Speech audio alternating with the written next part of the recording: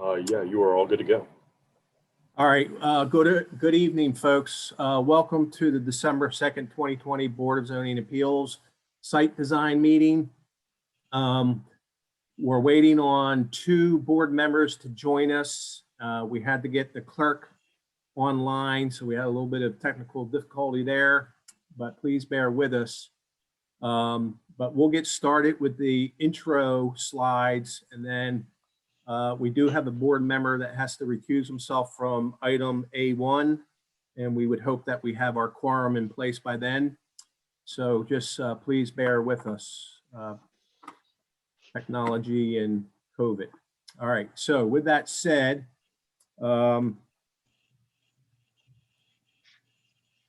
virtual meeting protocol. Staff will control the slides displayed throughout the meeting. Applicants, staff, board members, and members of the public should give their name first whenever speaking. Applicants and members of the public must be sworn in before speaking for the first time. And we may be able to do this as a group. I know we've got large teams joining us for specific agenda items. So if we can all identify your names, and then we can swear you all in as a group.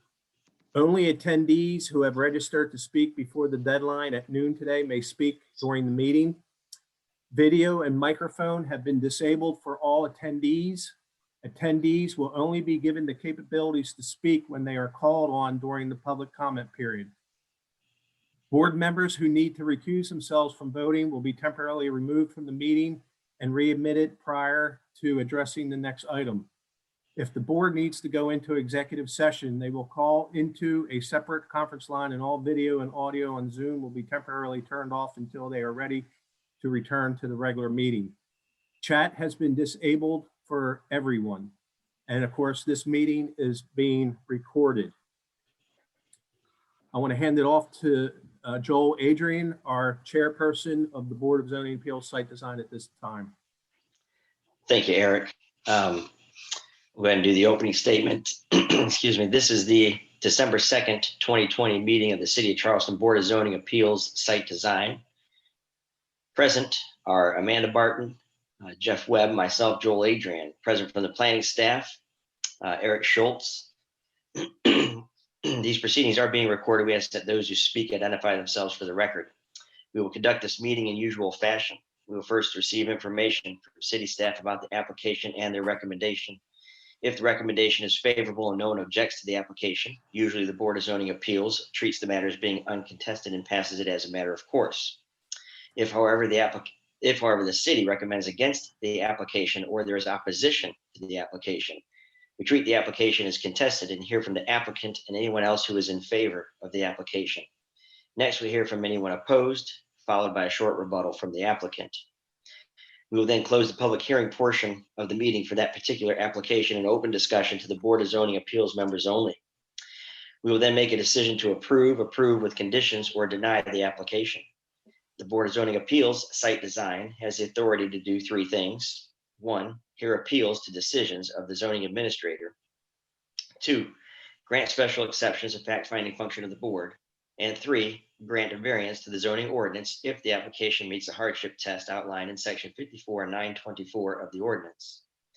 The board may deliberate and make a final decision on a matter by a majority vote of members present at the hearing and qualified to vote, provided that not less than a quorum are present and qualified to vote.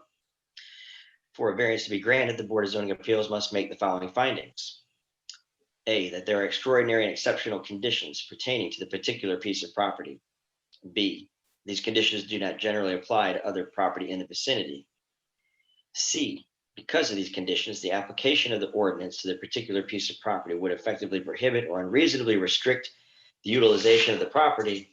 And D, the authorization of a variance will not be of substantial detriment to the adjacent property or to the public good. The character of the district will not be harmed by the granting of the variance.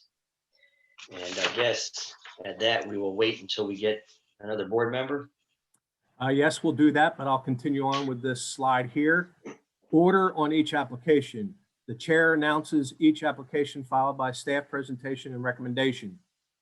Staff will call on applicant to present their application after being sworn in by the chair. Staff will open the Public comment period to receive comments from registered attendees in favor, first spoken, then written. Each speaker will be sworn in by the chair. Staff will then recognize registered attendees for public comments in opposition after speaker is sworn in, first spoken, then written. Staff will recognize the applicant for a short rebuttal.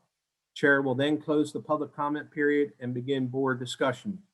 Providing comment, if you submitted a request to speak on an item before the deadline, staff will call on your name when it is your turn to speak and enable your microphone. Your microphone will be disabled after you are done speaking. You may only speak once for each item, and you must state your name and address for the record, or you will not be permitted to provide comment. All right. And then finally, board discussion. Following public comment period, board members can make comments, ask questions, and make motions. After a motion and second, board members will vote aye in favor or nay not in favor. If vote is not unanimous, chair will poll each number for their vote. The chair shall announce the vote on the motion and the final decision on the application. If a board member needs to recuse, he will be temporarily removed from the meeting and placed back in the meeting at the start of the next agenda item. If the board needs to go into executive session, they will call into a separate conference line, and all video and audio on Zoom will be temporarily turned off until they are ready to return to the regular meeting. And with that said, we now have Paula Murphy has joined us for the record. So therefore, we do have a quorum, and we will excuse Jeff Webb as he has to recuse himself for item A1. So Eric, Yes. we need Andrew for item A1 so that we've got 4 members. We have Amanda, Joel, Paula. Oh, yes. I'm sorry, we do. We need to wait for Andrew, but we Start will, with B1. yes, we will move on because this is a very lengthy agenda. So we'll move on to B1 and hope that Andrew joins us here in the very near future. Okay. Jeff, we'll need to bring Jeff back into the meeting. So yes, Mr. Chairman, you can announce item B1. Okay. So our item B1 is 744 Woodward Road. That TMS is 421-03-00018. The application number is 2012-02B1. Request a 1-year extension of a special exception granted by the board on November 7th, 2018. The request a special exception from 54-327 to allow the removal of 1 grand tree zoned SR1. I'll go back to you, Eric. Very good. All right, so this is the application for an extension of a previously approved special exception. And they have the right to do that on an annual basis up to 5 times. The lot is positioned here on Woodward Road, zoned SR1. Zoned SR1, this is our zoning map. An aerial shows the existing house and pool that is to be demolished and a new house built back on the property. This is the approved site plan, and you can see in the left portion of the house was the tree to be removed. It was a water oak, which requires a special exception. You can see it there. These are photographs of that water oak still standing. And again, this is just shows that the approval was granted November 7 of 2018. So obviously the project was vested for 2 years. They got the application in on October 30th before that expired. So we count that as a legal application, and obviously it got placed on tonight's agenda. Staff recommends approval to extend the previously approved removal of 1 grand tree for 1 year. And of course, that would be with the conditions that were attached to that approval 2 years ago. With that said, this is going to be a little complicated tonight, but we need to identify Anthony or Amy Cassis.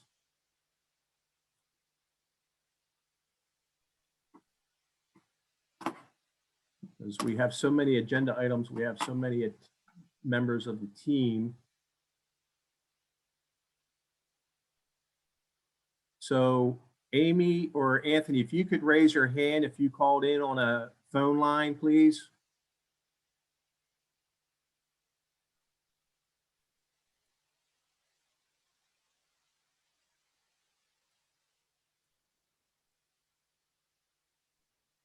Because I do not see their name listed.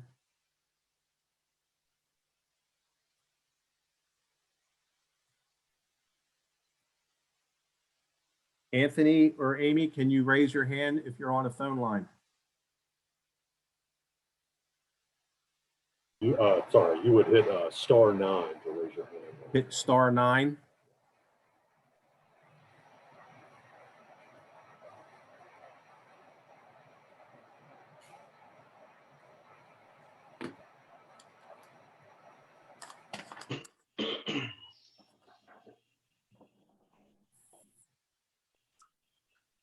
Based on the application I see, I do not see a number that coincides with what they put on the application.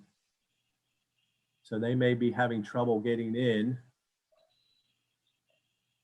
I mean, this is a pretty simple item Yeah, here. this is pretty much, you know, standard operations. So I think we can continue on. Okay. Then let me just ask the question, if there's anybody that's registered to speak against the application. Mr. Chair, there was nobody that registered to speak in opposition and or support. Okay, then we will close this application, B1 to the public, and be open to the board if there's any discussion, or if somebody wants to make a motion to move this along. I make a motion, we approve with staff recommendations. Jeff, you got it on Second. mute. Okay, Did I hear a second? all right, so Paula. yeah, Paula seconded, so I'll just do the roll real quick. Amanda Barton, Miss Barton, your vote is? I in favor. Mr. Webb, Aye in favor. Murphy, Aye in favor. and Mr. Adrian is aye in favor, so it is unanimous 4-0. Very good. Thank you. All right, then we will move to our second item, which is item B2. And that is 2363 Ashley River Road. The TMS numbers are 345-0400-002 and 003. The application number is 2012-02-B2. Request a variance from section 54-327 to allow the removal of 2 grand trees, and request a variance from section 54-327 to omit the 15 protected trees per acre requirement, zone general business, GB. Very good.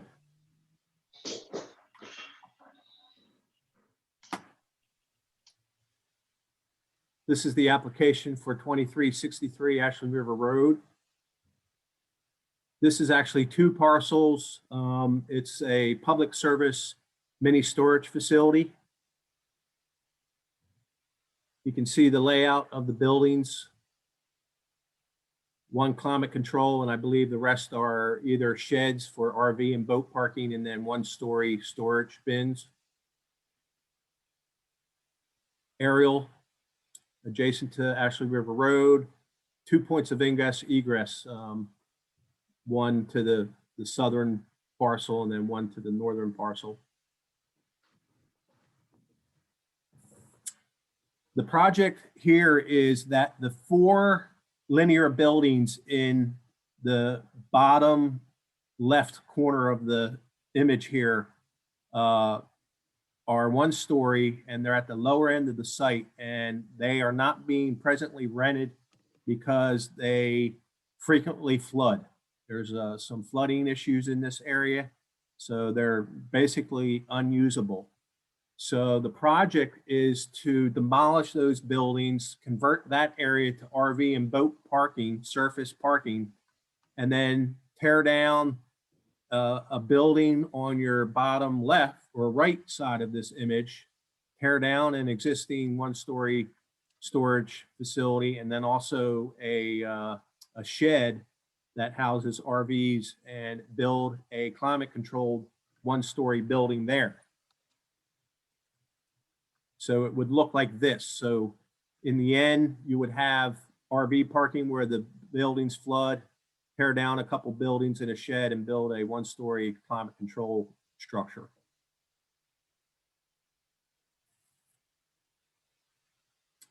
So what we have is, in the existing conditions, there's a fairly large, what I consider landscape island, as you see there, that is the home to 2 southern magnolia trees, one a 29-inch and the other one being a 29-inch. And you can see that they're not doing so well. They've got very thin crowns, some dieback in the crowns, and then of course around them are several protected trees. And of course there's a landscape island across the way, if you will, that large little parking lot island has a couple of protected trees in it, and they like to remove those. Now, because the site is so large and it's basically asphalt and buildings, they don't meet their 15 trees per acre requirement. So that's the request for 2 grand trees and to omit the 15 trees per acre requirement. Tree 1, you can see existing in that island, very thin crown, a cavity in the base. Tree 2, again, thin in the crown, and it's got some cavity and some decay in the trunk. So they're grade Cs. This is where that new facility would sit. They tear down that shed to the left and take out the tree that you see on the right in that island. Shift all those RVs to beyond that row of trees in the distance there, and then build a new one-story climate control facility.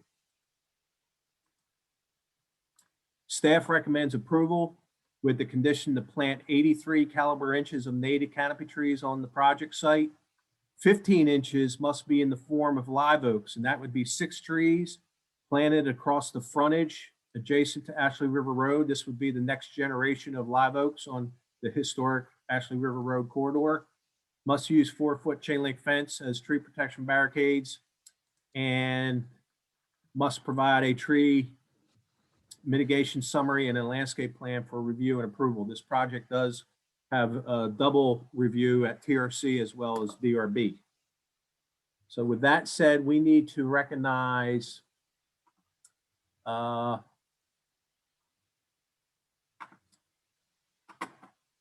Josh Lilly. If we can unmute Josh. Good afternoon, evening. Yes, Josh, thank you. Is there any other members of your team that we need to identify and unmute? Jamie Hairfield's listening in, and you can unmute her. Okay, Jamie.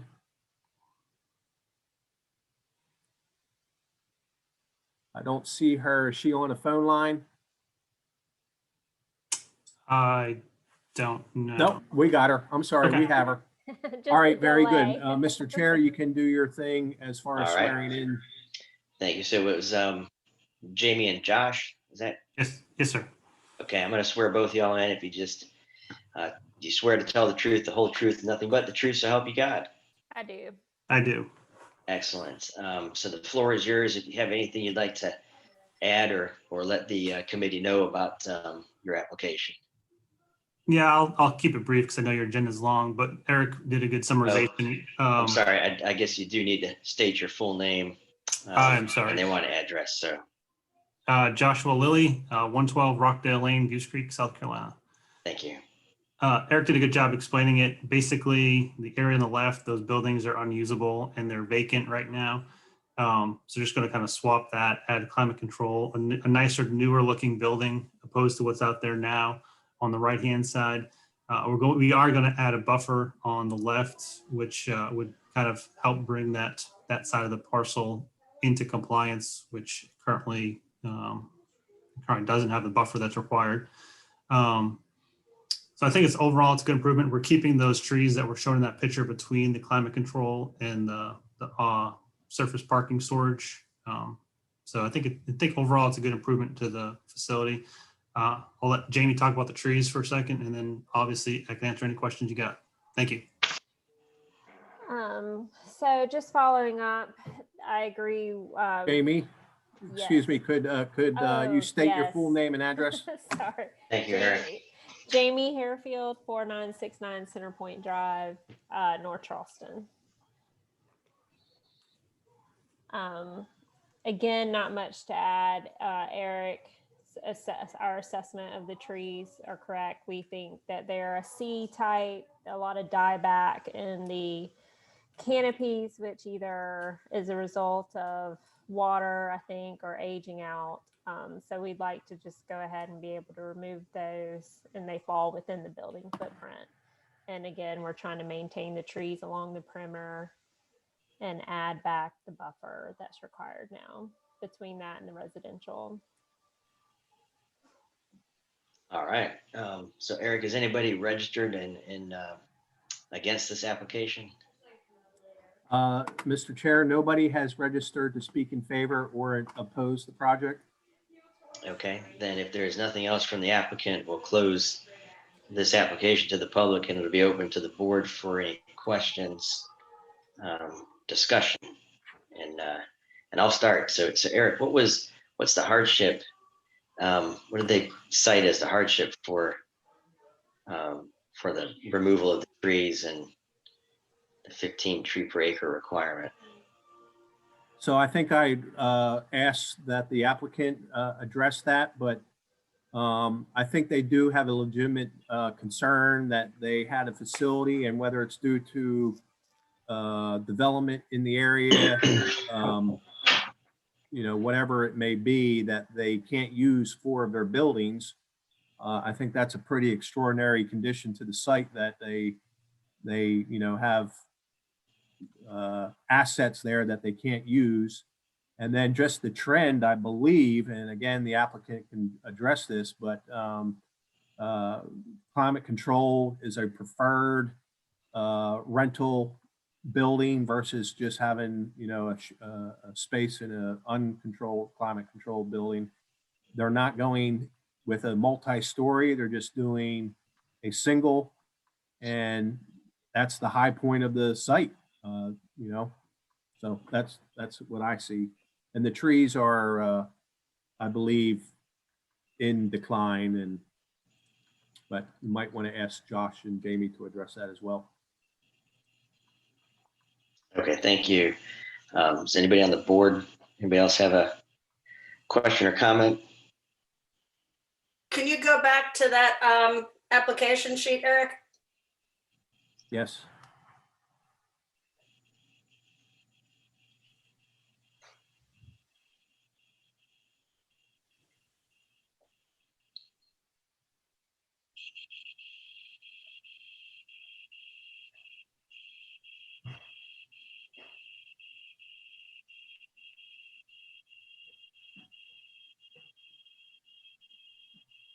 Thanks.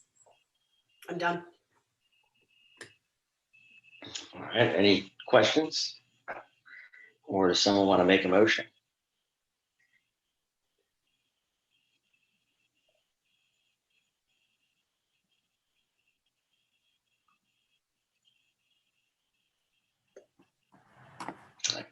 I guess I'd say, go ahead. I take it, can we go back to the site plan, Eric? Yes. So that pond we're seeing at the bottom of the property, that's existing, right? That is correct. Right here, you see my pointer? Yep. There's a large ditch, a canal through Yep. here. And they, in attempt to help the situation, again, I know very little, but I do think that they worked with the city at some point, the stormwater department, or before it was the stormwater department, and expanded that ditch in that area to help. But they still experience flooding of those low units. They're maintaining the required reduced landscape buffer back here adjacent to the drainage easement. Mhm. And as Josh indicated, this was a legal non-conforming situation against these residential properties here. So they're providing the required 25-foot landscape buffer there. So they're also going to be providing a sidewalk out on Ashley River Road. It doesn't really pertain to the tree removals, but they are bringing that up to code. And I guess if you look at this large area here is a wetland. So they own that because the property line goes up through here, but you know, they can't fill that. They can't get approval to do that. And if they lose these assets here, and it makes sense to move, you know, the RV boat parking to surface and then build a facility in here to help them with their program. And so that's a single family, that sort of beige looking thing that we're looking at behind the property. Yes, as a matter of fact, that is in the county. And they have it in now. There's like a access in here. I don't know if there's two homes or this is a garage. It's a very large lot. And then this little cul-de-sac, some new homes have been built in here, but in the county. And yeah. Okay. Well, I'm not ever crazy about storage facilities, but that being said, it's zoned for it. It seems like a good idea to use that ground space, so to speak, for the RV and boat parking. And it's one story on the building, right? One story, yes. So it's about the same impact then height-wise visually as Yeah. what's there, right? That's correct. For the adjacent neighbors.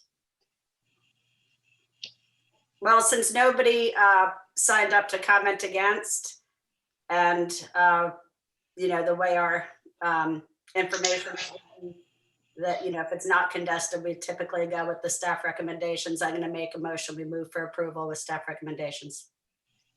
All right. Is there a second to that motion? I'll second it. Okay. And let's go ahead and go down the roll. Ms. Barton, Aye, in favor. Mr. Webb, Aye in favor.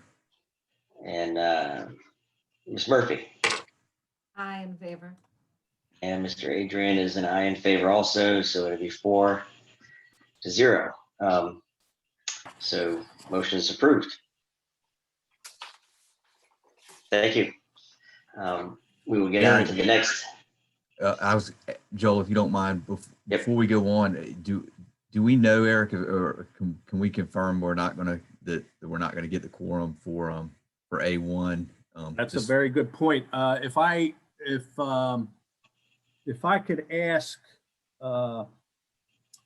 Scott, as we move on to the next item, I've got Andrew's phone number here. I would have Lee Batchelder doing this for me, but because I got to conduct the meeting, I want to have Scott see if he can't contact Andrew and see what the deal is.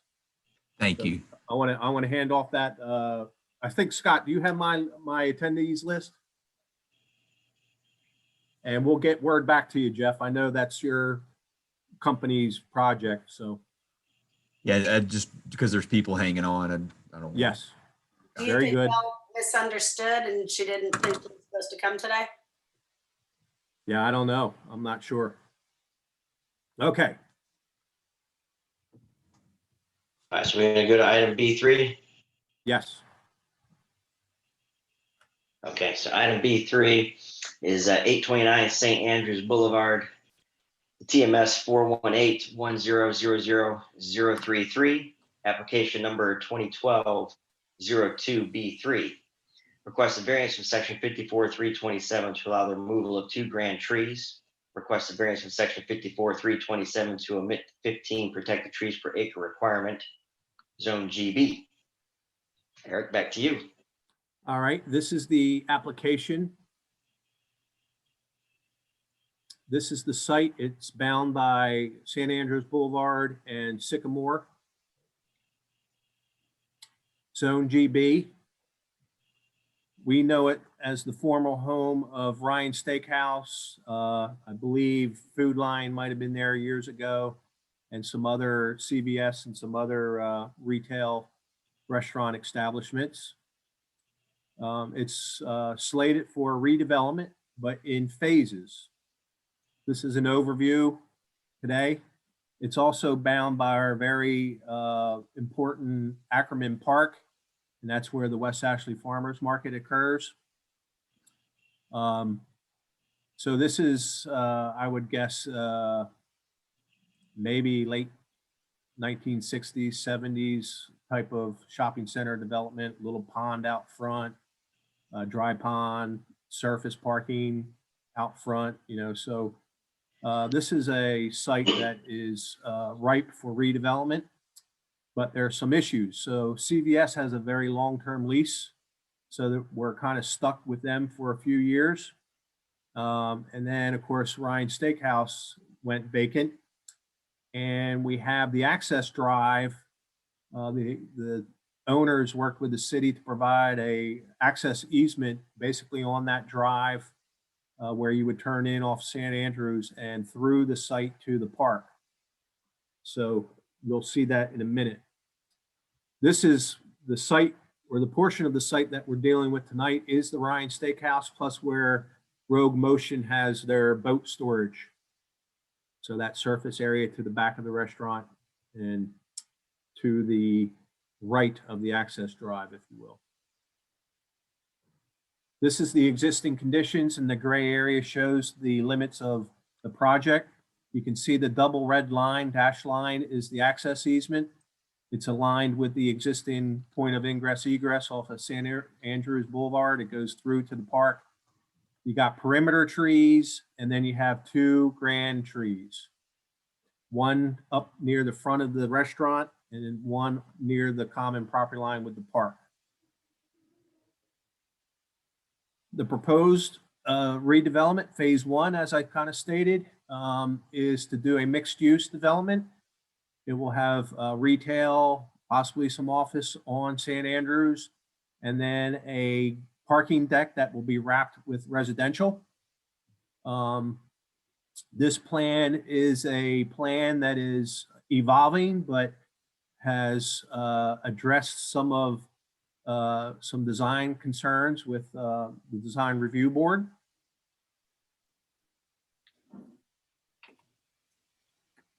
This is a letter submitted by the arborist that evaluated the trees. Tree number 12, that's the tree out front, the grand tree out front. It's a 42-inch live oak, and it's a grade C, fair condition. It does have some decay spots and is growing in a raised island, if you will.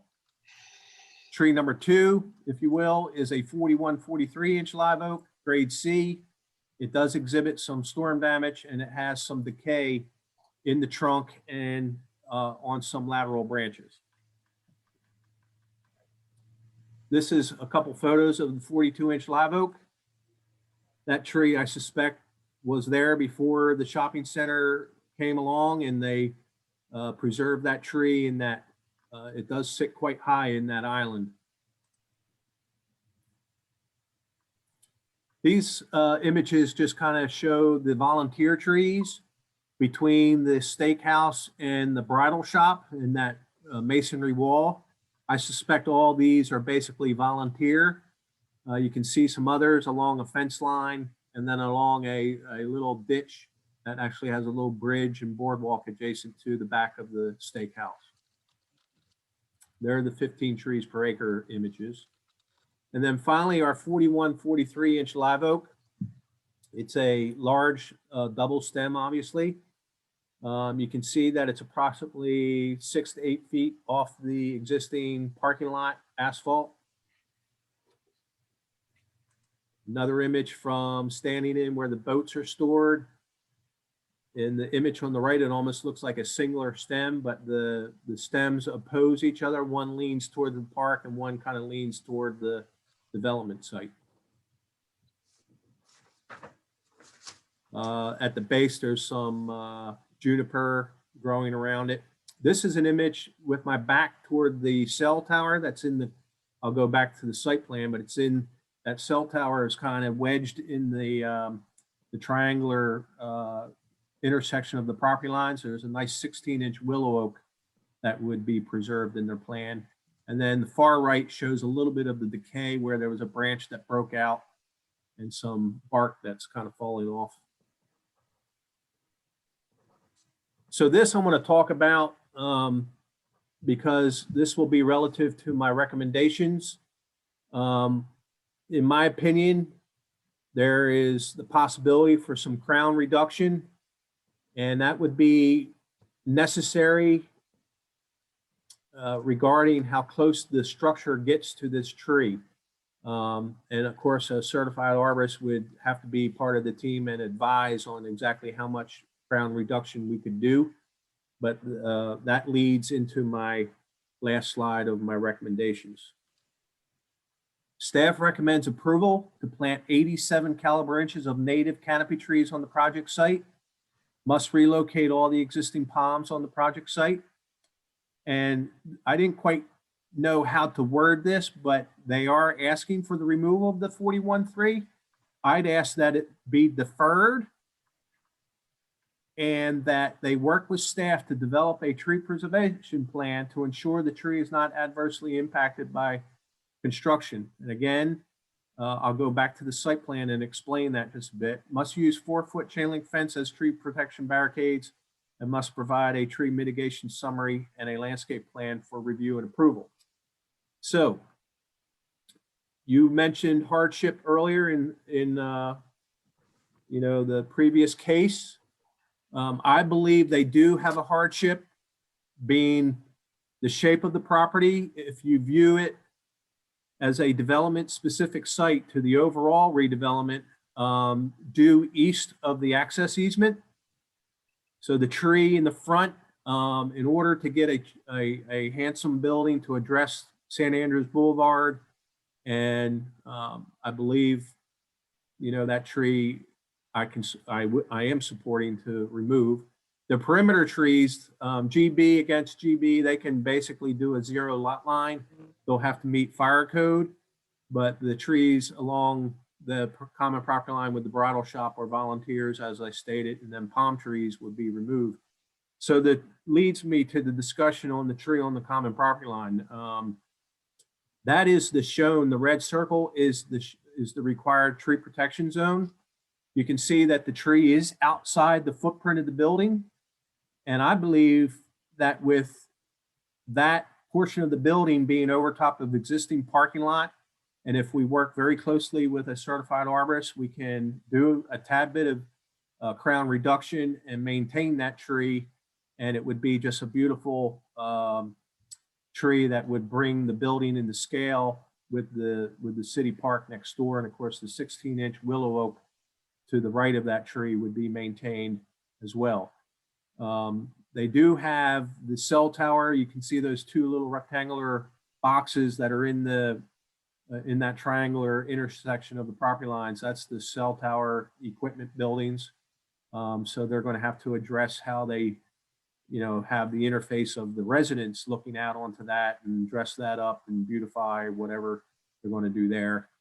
But so I don't think they truly have a hardship for removal, but I'm willing to work with them to come up with a plan that would preserve that tree and make it part of the overall development.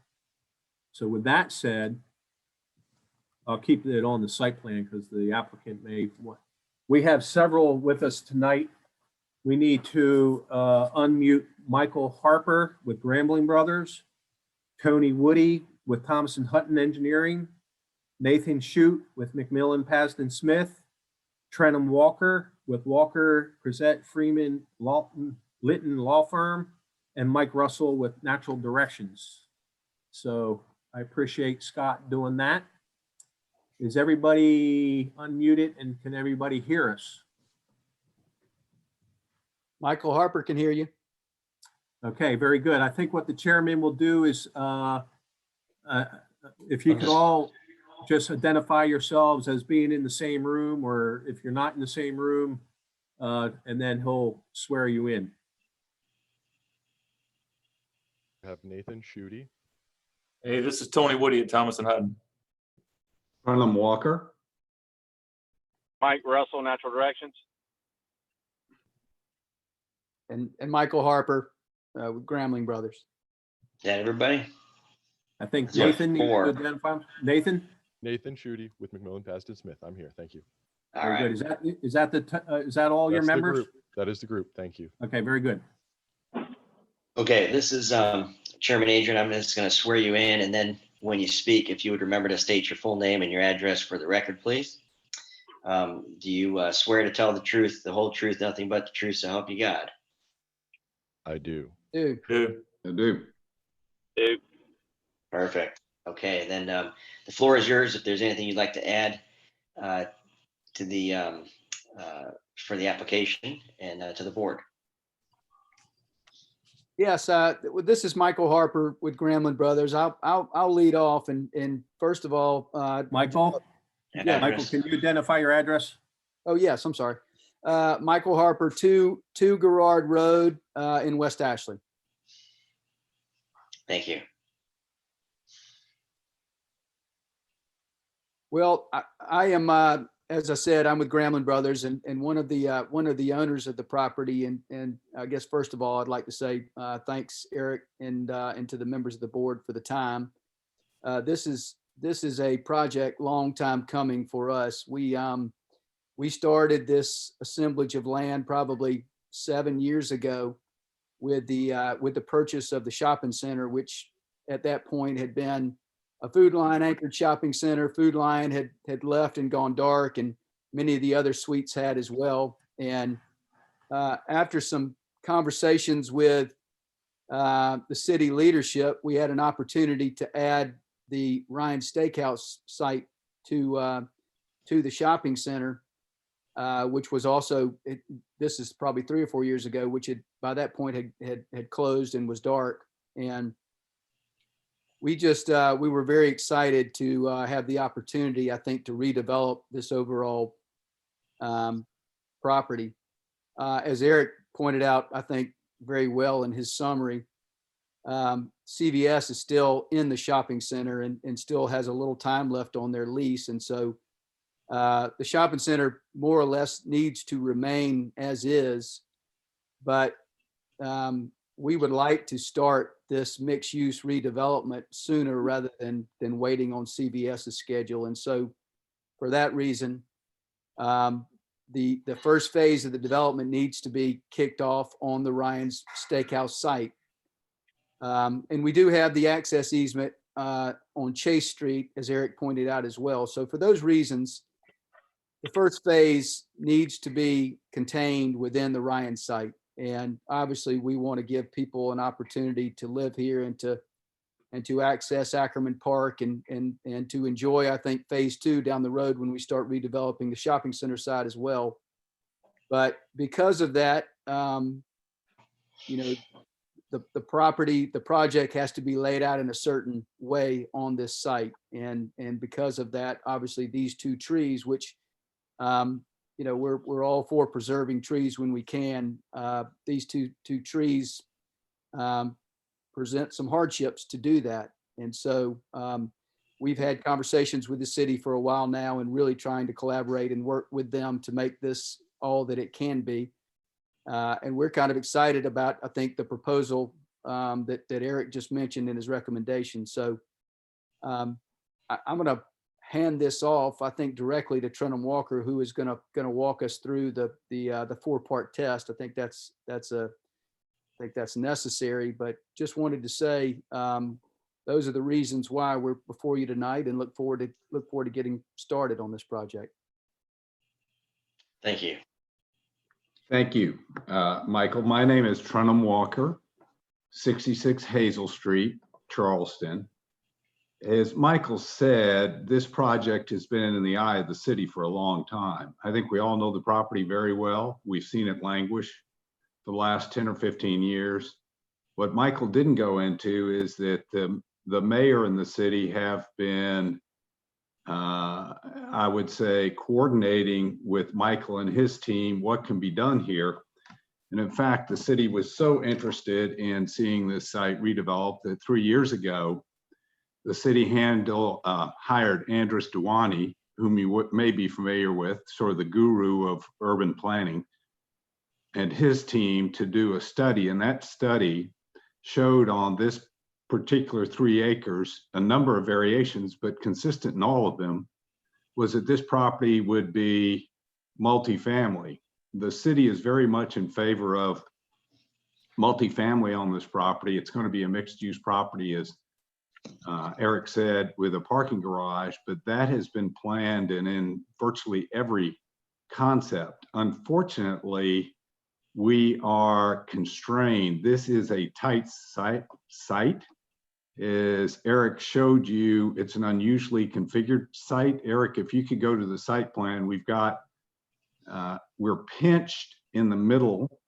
It's a, I don't know if you would call it a trapezoid, but there is, there we go. So when you look at this on the right, you see that we aren't dealing with a rectangle or anything close to a rectangle. And then on the left, we have the easement that is dedicated that cannot be encroached upon. In a perfect world, we'd be able to master plan the whole site without that easement down the middle, but we have to live with that. And we also have a CVS pharmacy immediately to the left with a lease that prevents essentially any material alterations to the parking lot in front. So with the city's encouragement, we have moved along and come up with this design. It's been to the DRB. There have been a number of comments and the owner has been responsive, including adjusting the building in the back. The city wants the building obviously to be attractive along St. Andrews and attractive also to Ackerman Park. Turning to the test, on the first element, there are extraordinary exceptional conditions pertaining to the particular piece of property. We would submit that there are very few, if any, and we don't know of any in the immediate vicinity of this size that are the specific focus of the city redevelopment plan. This is part of the West Ashley revitalization program. The owners have met with the subcommittee there 2 times, and this is an important redevelopment that's going to anchor St. Andrews Boulevard. I'm sorry, but I mean, but there's not going to be a quorum Jeff, for it. you gotta mute. Somebody needs to mute. Those, I think. Sorry about this, Trenum. Jeff. Oh, not a problem. It's too late. Okay. So it's been singled out by the city. It's an unusually configured parcel. There is no other parcel around that has been featured for being the lead parcel, not only for revitalizing this piece of West Ashley, but also has been determined to be an ideal location for multifamily. And because of the economics of multifamily and the parking requirements of multifamily, we've had to occupy a good percentage of the site. As I said, we have adjusted it as much as we can. But for this project really to proceed, we need to get the density out of it, and the city wants us to get the density out of it. We need to have the parking, we need to have the mixed use. So this is essentially, it's like a puzzle. This is the only way we could put the puzzle together, and there's no other piece like it in the vicinity. And that goes to the second element, which is these conditions do not generally apply to the property in the vicinity. There isn't anything close to this. We don't know of any other parcels that are beset with an easement right down the middle that there's nothing we can do with. And we don't know of other parcels that have similar angular restrictions. As far as whether or not standard 3 is met. We think it is.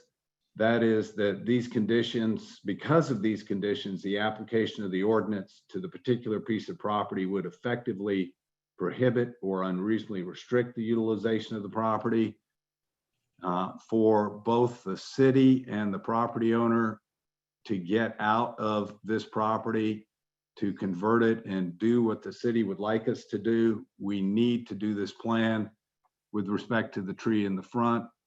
We appreciate Eric's recommendation that we can't do anything really that's going to front nicely on St. Andrews without taking that tree down. As far as the tree in the back, as you can see from the circle, the drip line extends well into the building. If we had to modify the building to accommodate that drip line, it would require a complete readjustment and perhaps make the project not feasible. Finally, does authorization of the variance cause substantial detriment to the adjacent property of the public good, and or will the character of the district be harmed? No. The building is being designed to improve the neighborhood. Much attention's been given to the facades of the building, both on St. Andrews in the rear to face Ackerman Park. We see this as complementary to Ackerman Park. We also believe that if we were allowed to take out the tree in the rear, that there would be a much better facade. We have been working with Eric today and appreciate and see the sense of what he's proposing. We think it's feasible. So what we would ask is that the board approve at the end of all the comments the recommendation of Eric. We think that there probably is a way that that tree can be saved in the back without impeding the design building. Thank you. Excellent, thank you. Is there anybody else on the team that would like to add or speak for the application? We've got Nathan and Tony Woody and Michael. I think this is Michael Harper. I think based on Eric's good summary leading off, I think we feel like we've said our part. Okay. Eric, is there anybody registered that's not in favor and would like to speak? Mr. Chairman, nobody registered to speak in opposition and or support of the project. Excellent. Then we'll close the public portion for this application and open it to the board for discussion or questions.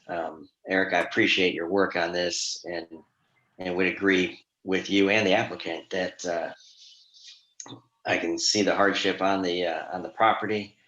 And if we can save that double trunk 84-inch tree at the rear, then I think we've got a real win-win. And I'm looking forward to seeing the development.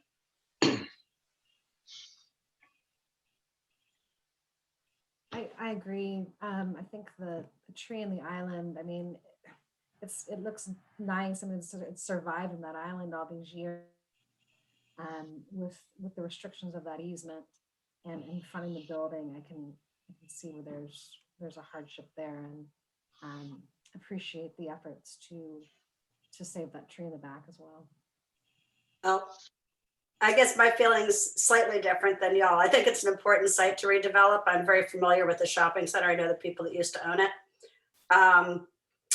But that said, in a way, they are making their own hardship by developing this portion of the parcel first. So, so saying that the site is unusual, it is because, yes, you took this chunk out of it.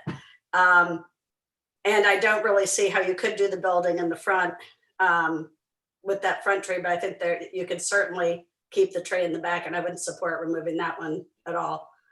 And I understand, you're paying, on your site and you're looking to redevelop it. It's sitting there fallow, so to speak, right? Because of CVS, which I have to say is the best CVS in town if you don't want to wait. But I think the tree in the back we should try to keep, because the tree in the front, we've had this discussion a zillion times. It's a C, it's not a D, it's not an F. Natural directions said it's a C.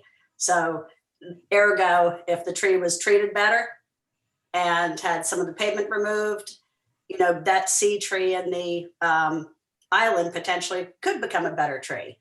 It's really the, you know, design review having purview, and the buildings have to be right up on the street. You need X, Y to make a feasible commercial building. So, Correct. you know, I get that. So I would support it only if we keep the tree in the back. And I don't particularly want it to be a maybe. I'd rather have it be we keep it. I'd agree with that. Concur with that.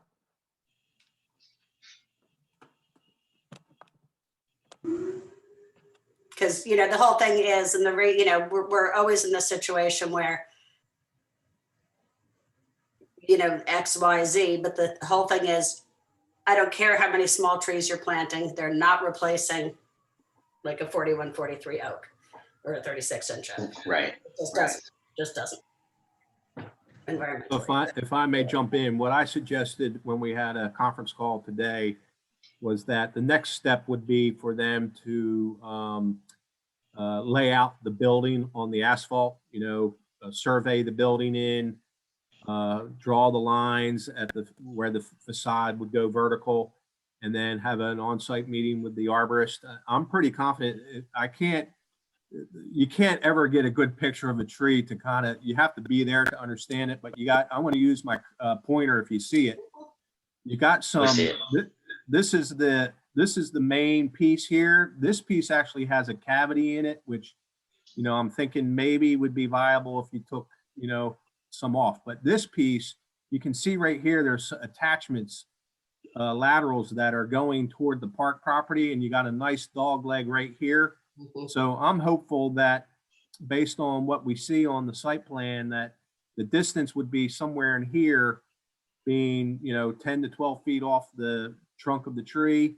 You already have asphalt here. You know, I'm sure we know there's roots under that, but I think the open space and tearing this asphalt out and converting it to mulch and giving the tree what it wants would help. Then I think we can accomplish some crown reduction and still have a very viable tree, in my opinion. And that's the goal. So what's the height on these? How many stories are these buildings? I'll have to let McMillan Paston Smith speak to that. Yeah, this is Nathan Schutte with McMillan Paston Smith. So the residential shaping the park is 5 stories.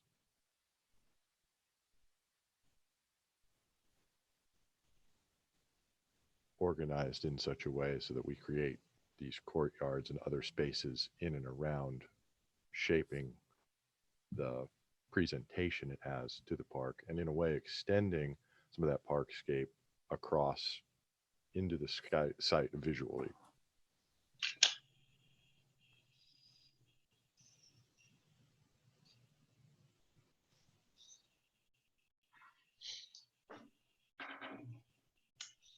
That I might just add that, you know, we speak of the building addressing St. Andrews Boulevard, and that's so important to the revitalization of West Ashley and the beautification of West Ashley.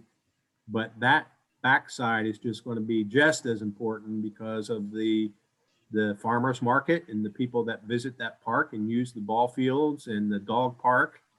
So this building is going to be scrutinized at the DRB level. When was the easement done? That I'll have to defer to the owner.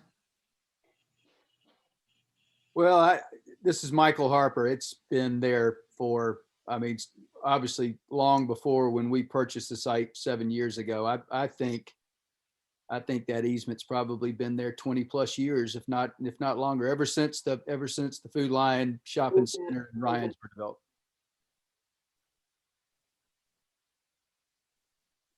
Thank you, Michael. Thanks. So it was pre-existing. It was there. You didn't put that in and have it. Okay. I think if I'm being completely honest, I'm not so worried about 5-story structure, although looking how close that structure gets to that back tree, it almost seems like there'd have to be a little bit of modification to the building design to push it away some. But it's just, looking at the site plan, it just seems like it's really getting close. But I'd be in favor of approval with keeping that tree, removing, omitting the 15 trees per acre protected trees. So Eric, real quick question. Can we go back to the site plan? Yes, Okay, the two little houses, those are residential structures, right, on Avondale, the two small ones on that, yes. and they're zoned residential. I think I know somebody that lives in one of them, but, They're in the county, matter of fact. okay. So when they're talking about, so are you gonna leave most of the trees that we're looking at in that buffer? As per this plan, Looks they like are it. not, they're not asking for any of those to be removed. Okay. They're pretty significant. There's another significant grand oak in there, Mm-hmm.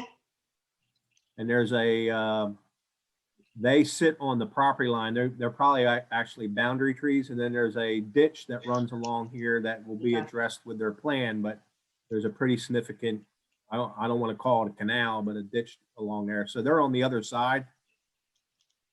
The plan is to keep those trees, and we obviously know that nobody's gonna get one out of there without coming to see y'all anyway. Eric, this was Tony Woody, 682 Johnny Dodds Boulevard. At the pre-app TRC, we did show a buffer, required buffer in that area, and the trees are to remain. Right. Thank you, Tony. All right. Do we have a motion? Before we make the formal motion, what's everybody's feeling on the number 3, must defer the request, or just making it that they have to retain that one? Because I guess the question is, if you defer the request, that's basically like saying study it with, with staff, right? And then it, whatever happens. How do we want that? Are we comfortable with must defer the request, or do we want it to be that they have to retain that tree? Because I know Joel will agree with me with trying to retain it. Yeah, I would stick with retain. I guess even in that event, they can still come back and ask for it, right? I mean, They could appeal that decision. well, I'm just thinking, I hate to make somebody come, have to come back, but they It would either way. 'Cause right. If we deferred it, they'd have to, and they find out, oh, hey, we can't make this work, they'd have to come back to get us to approve the removal. If we said, got to keep the tree, they would come back and say that we erred in our judgment and that there's no way to keep the tree. An appeal, I believe.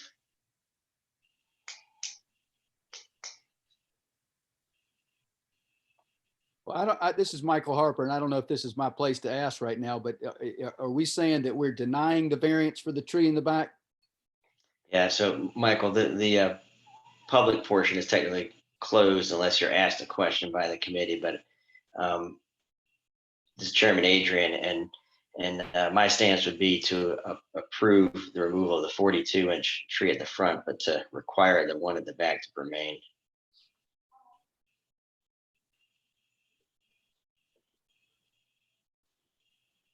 I agree with that. But I think to your point, the item number 3, we're not approving a removal for that tree with this, if we stick with Eric's recommendations. We're just saying everything else is approved with the exception of that one, and we're deferring it. So I think we're okay either way, unless I'm mistaken.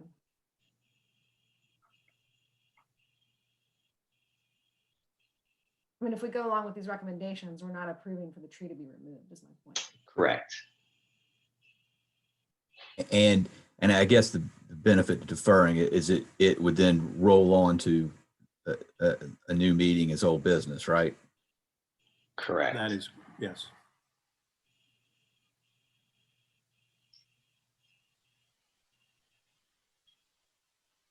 Yeah, I think I would probably lean that way.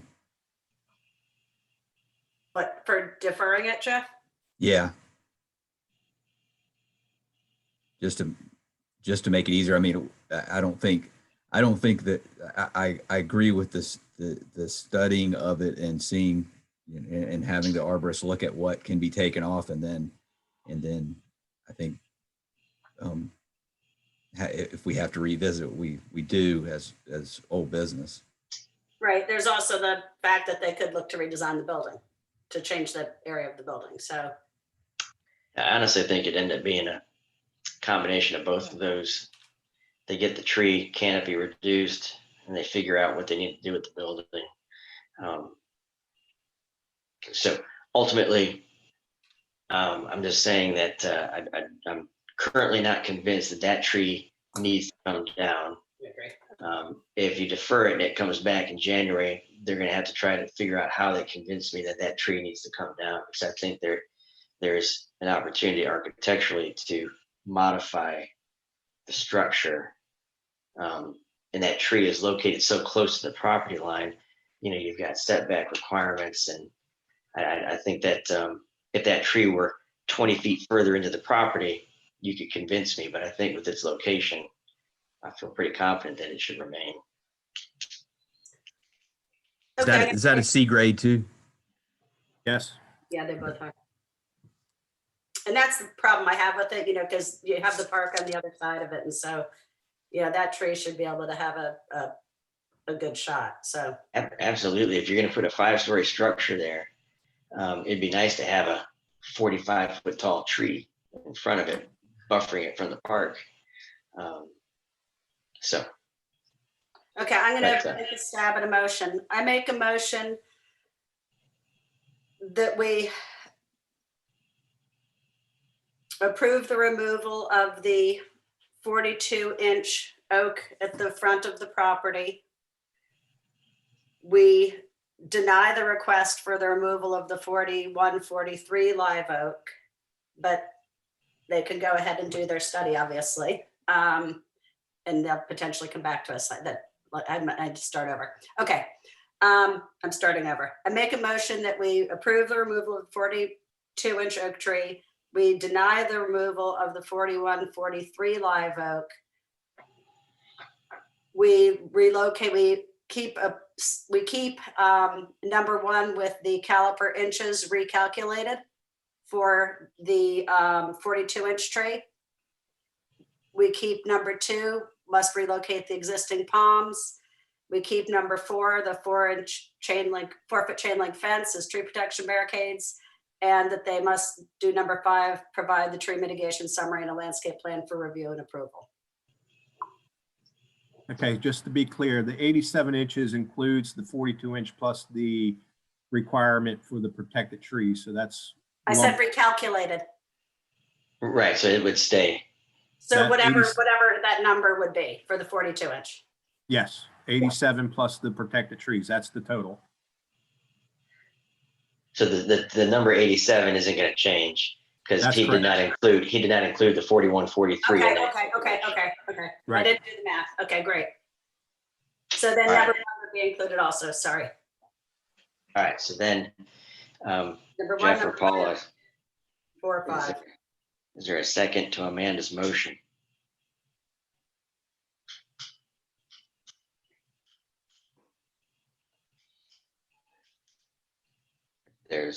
I guess I'm still just unclear as to why we have to change the recommendations when it's.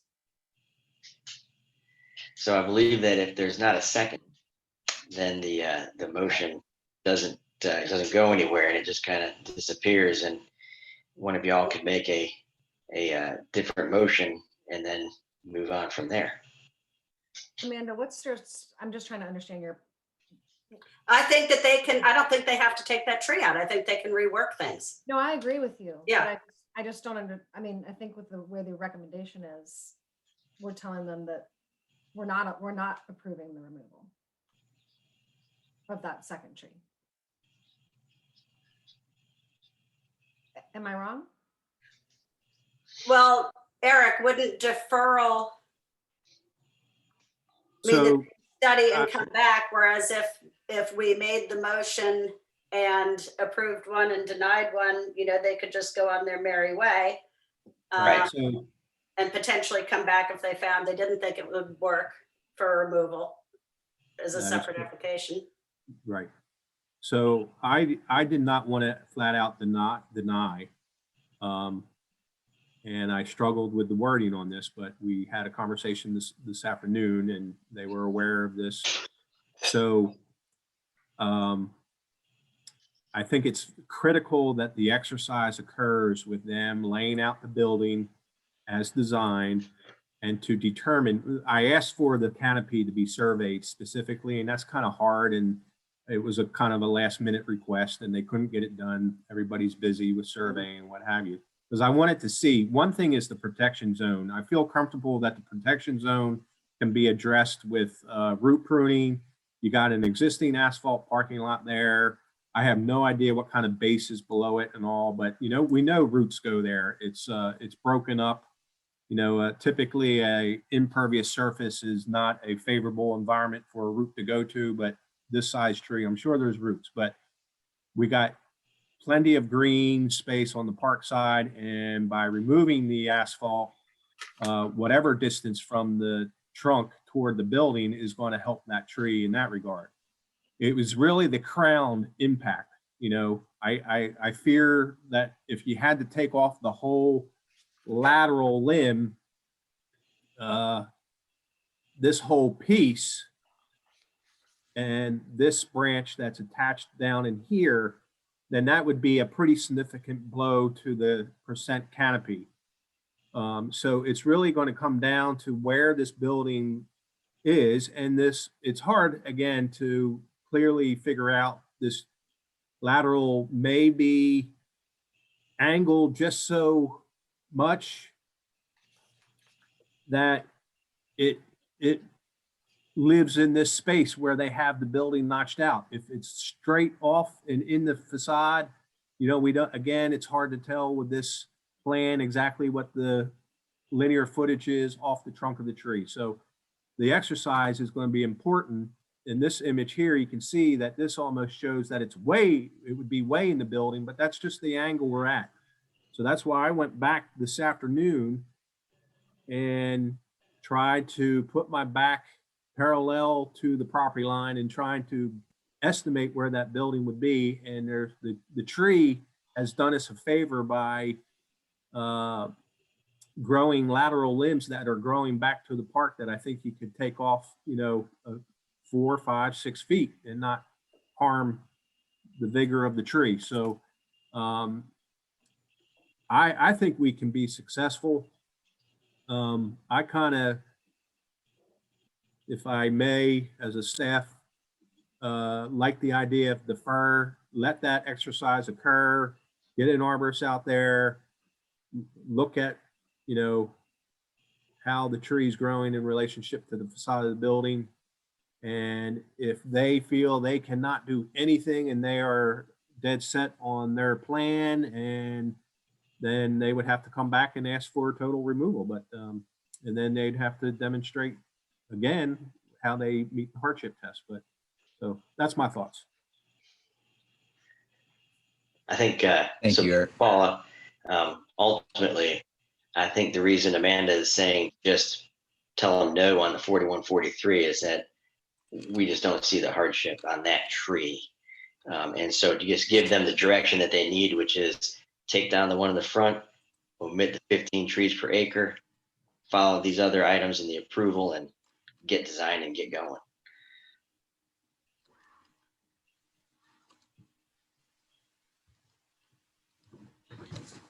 But if y'all feel strongly the other way, then I think you let the motion die, and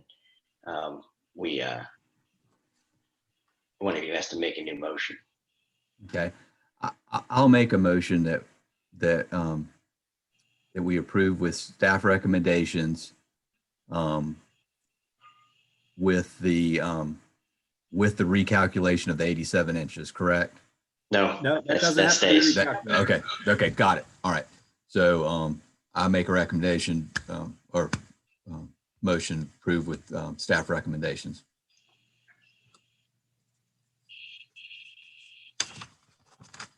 May I suggest, well, I guess I shouldn't at this point. That's a motion that was stated. Yeah. So Paula, it's really up to you to second. I feel like we're getting the same result in either motion. Well, you are to some degree. This one's a little more lenient with them.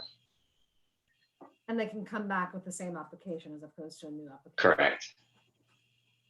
I'll second. All right. So we have the motion by Mr. Webb and seconded by Ms. Murphy. And I'll go through the roll. Ms. Martin. Nay, not in favor. All right, Mr. Webb. Aye in favor. Murphy. I in favor. Mr. Adrian is going to say aye in favor, just so the application can move forward. But with the note that if they come back and say the tree needs to be removed, they'll really have to prove the hardship. So it will carry 3-1. And thank you for your time.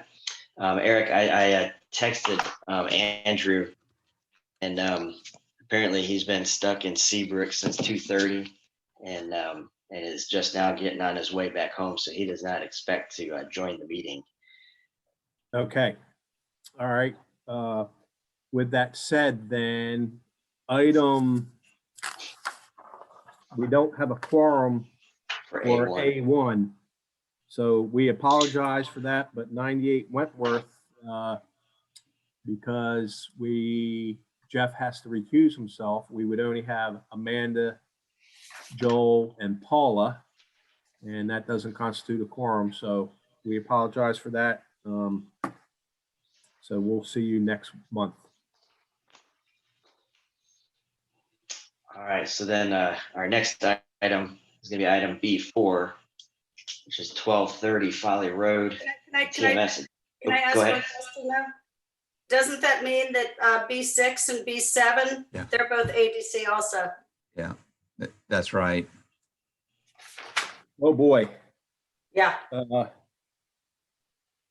So items what? B6 and B7. Now, Jeff, you just are messing. That is things up. correct. That is correct. So Not a for good night.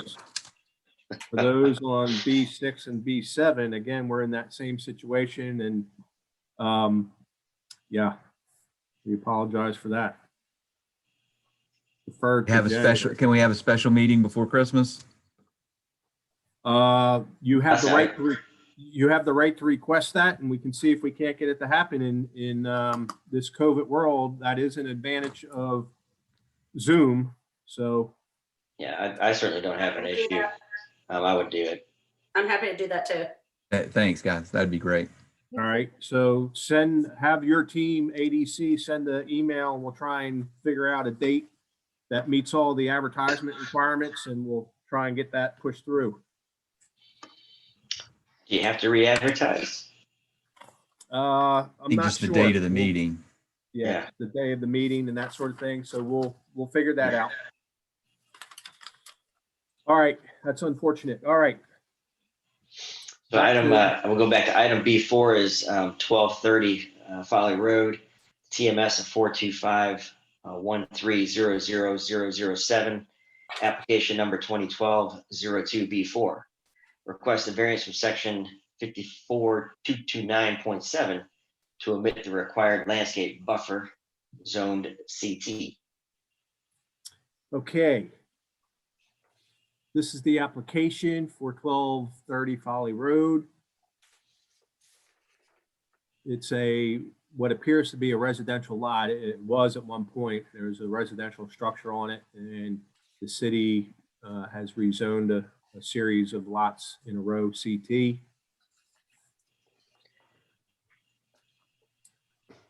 The structure is the house, and they made some improvements and put some gravel parking and what have you in the back. This is an important exhibit that I'll come back to, but the dashed brown line represents CWS sewage lines. So it's very unusual to see a sewer main traverse along the back of a few properties and then just stop, but that's what it is. And so that's an interesting constraint to the site. This is relatively new to the city. This is the Folly Road overlay. This is the South Village sub area, which is from Prescott to Grimble Road. It describes what and cannot happen on properties that are in this sub area. I want to point out C, buffers. Number 2, a minimum 20-foot vegetated rear buffer shall be required adjacent to residentially zoned parcels. Number 3 continues to say fencing may be required to screen adjacent residential zone properties. When a minimum 6-foot high opaque fence or wall is utilized, the zoning administrator may reduce the land use buffer by up to 1/2 its required depth when deemed appropriate. However, no required buffer shall be less than 10 feet in depth. Well, we have an easement there in the 20-foot required vegetated rear buffer, and CWS controls that easement. The proposal is to build an accessory structure, as you see there, and I'll let the applicant describe the use of that and why it's needed. You can see the restrictive sewer easement line outlined in red there, that dashed line. They are setting the structure 5 feet off of that easement line with the rear steps as shown. This is kind of a blow up of that rear portion of the project. This is photos of the existing conditions. So the driveway traverses to the right of the existing principal building lined with railroad ties, and then they have a gravel parking area in the back. You can note that there's trees, common property line trees, some on this said parcel, some on the opposite side of the property line. And there's a 4-foot cyclone chain link type fence growing amongst those trees. This is going to be referenced, but I put it here relative to my conditions and recommendation. This project requires DRB, so they'll address the scale and mass of the building. But if the building were to proceed, the condition will be to relocate the proposed rear stairs and plant the red box area with buffer. So that would be between the easement and the structure. And then to install a 6-foot opaque fence along the rear property line. That's the yellow line. Obviously, the post holes would have to be dug by hand and the fence could jog if necessary to avoid existing trees. So that kind of, I just wanted to show you that because that leads into this recommendation, which be for approval. I think, you know, the buffer really can't occur, and we don't have language in this particular ordinance that says the buffer goes on the landward side of the easement as with our other buffer requirements, you know, incompatible buffer in other sections of the ordinance. There's that provision that you put the buffer on the landward side or adjacent to the easement, and it can be reduced by 1/4 of the buffer width or the width of the easements, whichever's less. But in this case, I don't know if we were totally aware of this type of scenario when the ordinance was drafted for the overlay. So it's just that clear that you're to plan a 20-foot, but then if you do a 6-foot fence, the zoning administrator could reduce it down to 10. So the easements there, I think that does kind of put a hardship on the property. Must install a 6-foot opaque fence along the rear property line as per the above slide, and provide a landscape plan for review and approval via the TRC review process. So with that said, we need to identify Mr. Will Irvin. Will, can you hear us? Yes, sir, I can. Thank you. And do you have any other members of your team that need to be identified? I believe Ken and Weir may be on the line as well, the general contractor for the project. Ken I don't see them unless they're on a phone line. Okay, yeah, I'm not, let me see if I've got his number. If somebody's on the phone line that's associated with this, could you raise your hand? What's that, Scott? Star nine. Star 9? Star 9. It's Star Mr. Schultz, it's 737-1264. Okay, we can unmute that. I see it. And who's that individual? That's Cannon Weir, the general contractor for the project. Okay, Cannon, can you hear us? I'm here. Okay, very good. Back to the Excellent. chairman. Back to the So- chairman. Cannon and Will, this is Chairman Adrian. I'm going to swear you all in, and then when you speak, if you would state your name and your address for the record. Do you swear to tell the truth, the whole truth, nothing but the truth, so help you God? I do. I do, yes. Thank you. So the floor is yours, which whoever would like to speak, just identify yourselves and state your address. Cannon Ware, 10 Bass Lane. It was described pretty well. So the sewer main is 7 feet onto the rear of the property, and then the additional 10 feet, it's 20 foot total, but the 10 feet on that side makes it 17 feet worth of sewer easement at the back of the property. And then to comply with the reduction, adding the landscape buffer on top of that, you're at 17 and then 20 additional feet. So I think it was described pretty well. And it's kind of I'm not sure if this situation was considered with the sewer and the landscape buffer involved. But it does kind of create a hardship and prevent us from moving forward with what we intend to build with the secondary structure, which is just a detached garage, just intended to provide some covered parking for the area. All right, thank you, Mr. Irvin. Is there anything you'd like to add? Sure, thank you. This is Will Irvin, 1230 Folly Road.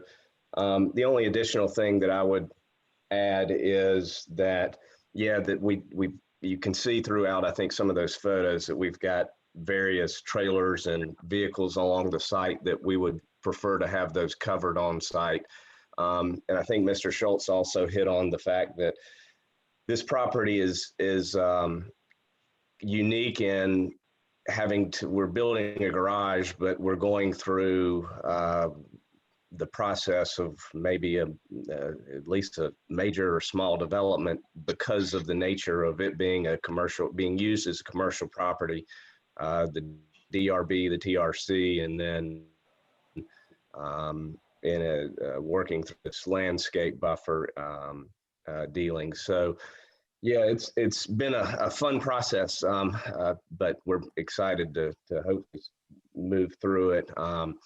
But yeah, I think that with the variance, it'll allow us to get this building on the property. I don't think we're going to have any TRC or DRB issues based on how it's been designed and our communication thus far. We also have an existing, I think there's 8 of the recommended trees are already existing between the properties from 7 to 20 inches, ranging from those measurements. And I think a 6-foot privacy fence would be okay, and certainly resolve the issue from the neighboring properties and how it affects their vantage points. Thank you. Mr. Schultz, is there anybody that's registered to speak in favor or opposition to the application? Mr. Chairman, I did not have anybody registered to speak in opposition or support, but I do want to recognize Council Member Carol Jackson. If she'd like to speak, I see that she's attending. This is in her district. Thank you, Mr. Schultz. I really appreciate that recognition because the time went by me today to register officially before noon. So I'm pleased to have the information from you ahead of time to be able to study this request. And I do. Ms. Jackson, I need to swear you in. Oh, sorry. Sorry about that. I don't mean to interrupt, but do you swear to tell the truth, the whole truth, and nothing but the truth, so help you God? Yes, I do. And I'm Carol Jackson. I represent District 12 for the City Council of Charleston. I live at 1461 Patterson Avenue. Thank you. Thank you. Anyway, I do support the variance for the buffer solution that Mr. Schultz is recommending to you. I think, yeah, these anomalies of sewer systems that, you know, no one in their right mind would build today, but are reality in older suburbs. So I do feel like that is a built-in hardship, and I would support it. And I do have a question that probably is not a BZA, but I just noticed, you said that, Mr. Weir, that you're going through the official TRC DRB process. So I want to put out the question about the Folly Road overlay requirement of a multi-use path too. Not to give you any more things to do, but it's a very exciting program that the city is joining the town and the county to make sure we have pedestrian access. And so that will be part of your too. And I look forward to knowing more about that. Thank you. Thank you. I guess we will close the public portion of the meeting for this item, and it will be open back up to the board for questions and discussion. Eric, I'll start. So if I'm understanding it correctly, there is a 20-foot sewer easement, and then we would have on top of that another 20-foot landscape buffer. So basically 40 feet off the rear yard would be omitted? No. So that's the difference with the overlay versus the zoning ordinance, the landscape buffer zoning, the landscape buffer requirements in the zoning under section 54-347. If this did not have the overlay, which overrides the standard ordinance, yes, the buffer would be, you would have the 20-foot easement, and then that requirement in the suburbs would be, I believe, a 25-foot landscape buffer adjacent to the residential properties. But you would be able to reduce that buffer by 1/4 of the buffer width or the width of the easement, whichever is smaller. But this is in the overlay. So the overlay calls for just a straight 20-foot buffer adjacent to the rear. I'll go back to that language. Okay, well, no, I just, so they overlap. So the easement and the buffer are the same 20 Right. feet. So CWS won't allow that to be planted. It can be parked on as you see, but you can't plant in their easement. So that's the request to omit that buffer. But my recommendation is to relocate the exterior stairs on that new building, plant behind it between the buffer and the building, and then put in a 6-foot opaque fence. Okay, perfect. Love it. So the stairs would probably go to the front because it's not just a building to park vehicles if it has stairs to go to a second floor. I don't know. We'd have to look at the CT setback requirements. They could be built internal. They could be spiral off the building front. can shift. Yeah, they Stairs could go be on a the side. spiral staircase. There's a lot of options, I believe. There's plenty of space in front of the building. If it's done right, they can be enclosed on the front. You know, so whatever. That's up to a DRB and architectural design. But I felt that they could be relocated. We plant between the rear facade of the building and the buffer line. It's not being used for parking. They still use the gravel parking over the easement, as you see toward the, but then we include the 6-foot opaque fence to help achieve that intent of a buffer. Yeah, I think that's very fair. Yeah, I do too. While maintaining those protected trees as they spoke of. Yep. Yeah. Is that in the recommendation? I mean, they have to do the 15 trees per acre anyway, Yes, right? they have to do the 15 trees per acre anyway, so. Okay. I'm good with it. I'll make a motion unless somebody else wants to. Does anybody else? Jeff or Paula, do you have anything you need to add or ask? I don't think so. I'm in agreement. All right, let's rock it. Okay, I make a motion that we move to approve with staff recommendations and conditions. I'll second. All right, so motion by Ms. Barton, seconded by Ms. Murphy. The roll, Ms. Barton, you're Aye in favor. Mr. Webb I in favor. and Ms. Murphy, I in favor. and Mr. Adrian is also aye in favor, so it is 4-0 unanimous. Thank you for your time. So we will be able to hear item B5, which Yes. is 300 Fishburne Street, west side, the TMS number of 460-00-000-007. Application number 2012-02B5. Request is a variance from section 54-327 to omit the 15 protected trees per acre requirement, zone GB. This is the application. This is actually a property owned by the city of Charleston. It's a kind of unique parcel here, but we're really dealing with what many of you may know as Stony Field, which is the large rectangular portion to the right of this image. You can see that there is a stadium seating structure on the east side, a smaller one on the west. Stony Field. You may know that this whole area, I believe, was a landfill at some point. So there's, settling of the earth. This is a facility that needs help. So there's a major effort to upgrade the entire facility. And actually, it's been going through our technical review process in a phased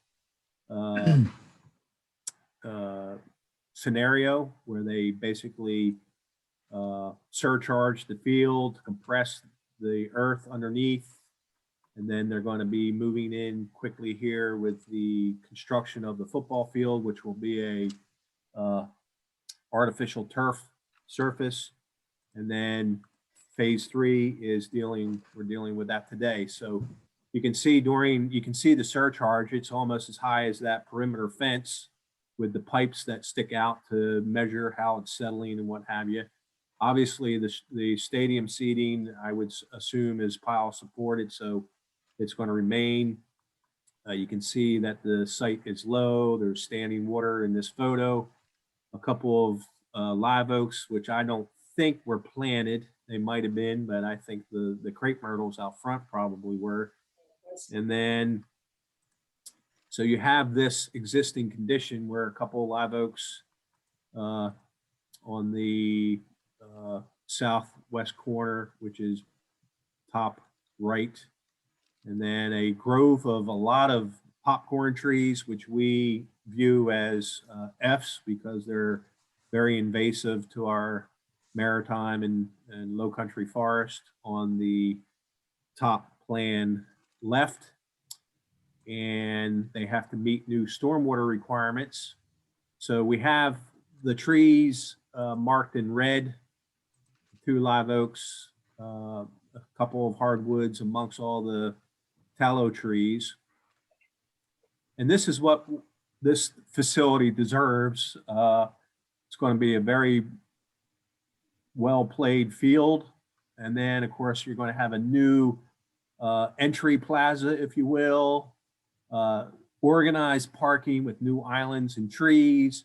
And what's not really shown, but you kind of see the dashed line in the upper left, a new stormwater facility surrounded by new plantings. And then, of course, a retaining wall. That dark line is to hold the earth from falling into the marsh to the north. So we have to treat the city just as we do any other developer. So they have to omit the 15 trees per acre requirement. So again, south side of the stadium seating, north side, you can see it's really a mess of invasive plants with a few hardwoods amongst them. Staff recommends approval to plant 35 caliber inches of native canopy trees on the project site and provide a mitigation summary and a landscape plan for review and approval. And with that said, we need to recognize Virginia Jones. She is the project manager, and Laura Cabanis with JLA.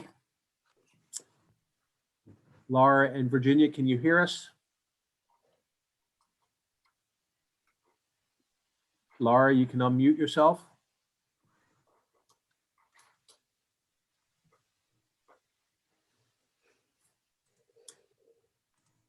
Virginia, can you hear us?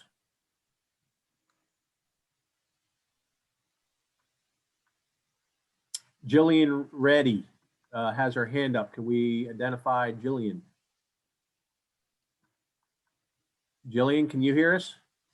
Yes, can you hear me? And you're with whom? I'm with JLA. Okay, very good. I just Very got a good. I just got a notification from Laura that she is muted by you guys. All right, Scott, I think we probably have her unmuted. Yes, she's been unmuted, but She's been she has to unmuted. she has to unmute her button there.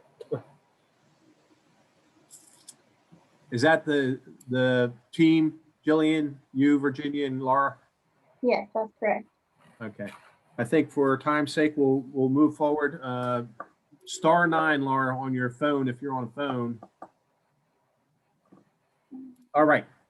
All right. So Chairman Adrian will swear you in, and All right. So do you swear to tell the truth, the whole truth, nothing but the truth, so help you God? I do. Excellent. The floor is yours if you would like to add anything to the application. Okay. I'm Jillian Reddy. Address is 1296 Broad Street, Augusta, Georgia. I think Eric pretty much summed it up. But this is just a site where there's some scrubby trees that we want to just get rid of and come back and improve the site with some native trees that we've been coordinating with the Parks Department on all of the different species that they'd like to see. So all of the proposed trees are, Parks Department approved. So yeah, overall, just trying to improve the site the best we can.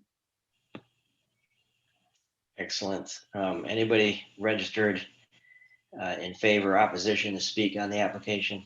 Mr. Chairman, nobody registered to speak in favor or oppose the project. All right, then we'll close this application to the public and open it up to the board for discussion, questions. Can we go back to the existing oak trees that I know were planted purposely? Okay. Well, you used to be an employee of the city. So And, they're not just there by chance. okay. But are they already starting construction? I mean, I'm looking at this tree barricade here. What's Yes. So That's what for we the did- surcharge. Yep. There, for the it's been- surcharge? Okay. Yep. It's been a phased project Okay. due to funding and due to environmental and all sorts of things, I believe, but they needed to get the pile of soil on the field. Yep. So there's going to be a transition between that height. It's going to come off a little bit, but there's going to be grading on that plaza. So that's where these trees would be further in a hole. Yep. Well, that's a long time coming for Stony Field. It's like that cinder block track is probably the last one in the region. You probably never walked it. It's lovely. It does. All right.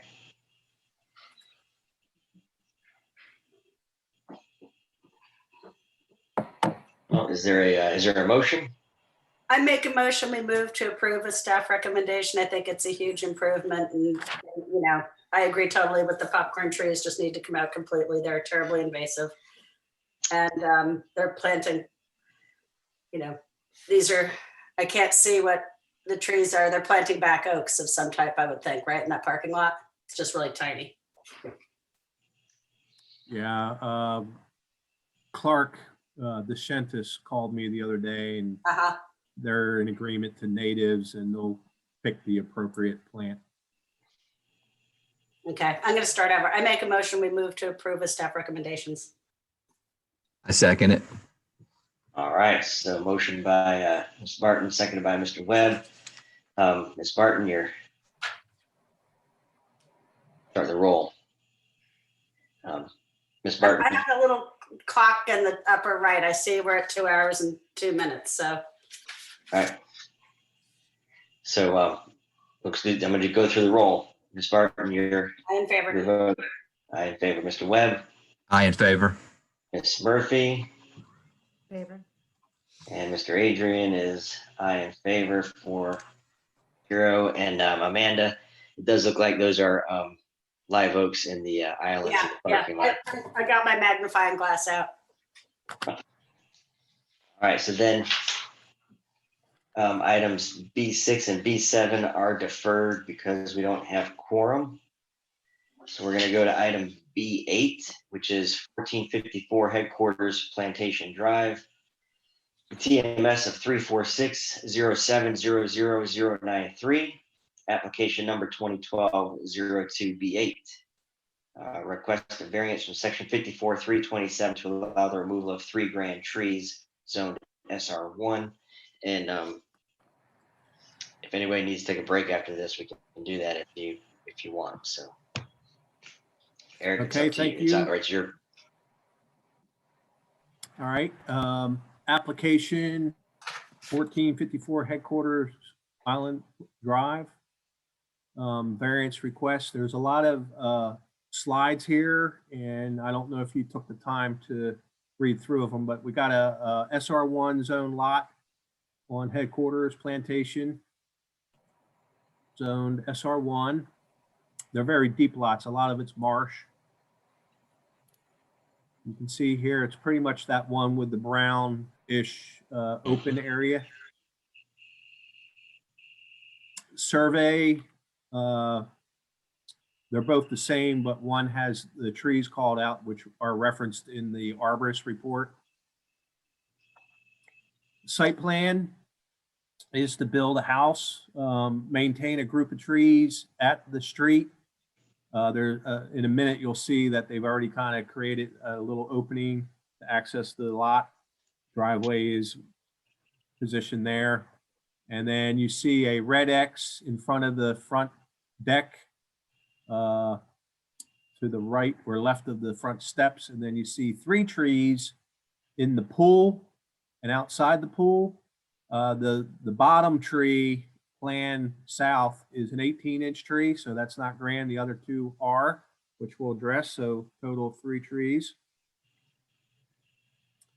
So the city's measurements are, yes, indeed, a 27-inch tree number 1. Tree number 2 is a 9/16, and then tree number 3 is a 11, 12, 14, 14.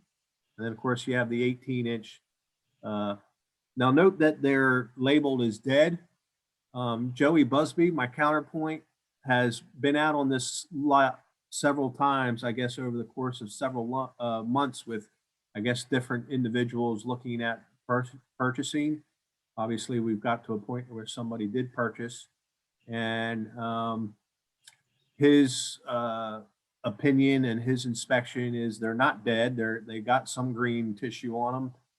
But he would label them or describe them all as D grades. So Marshall DeBow with Charleston Tree Experts was retained and did a very thorough report. And I'll let him address the highlights of the report, but a very, very impressive summary, observations, analysis, discussion, glossary. So you see that there is green tissue. It's awfully thin. I'm not quite sure what's going on. I was out and there's actually, you'll see in my photos, it almost looks like the marsh is encroaching, or at least during high tides, the lot may be subject to some water.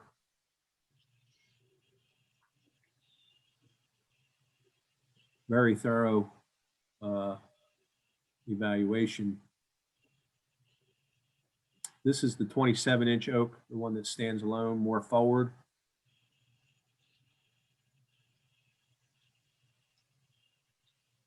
Ooh.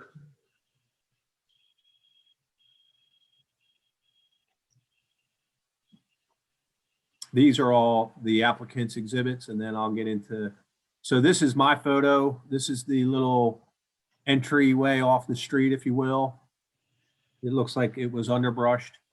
And the trees were there. This photo is kind of hard to see, but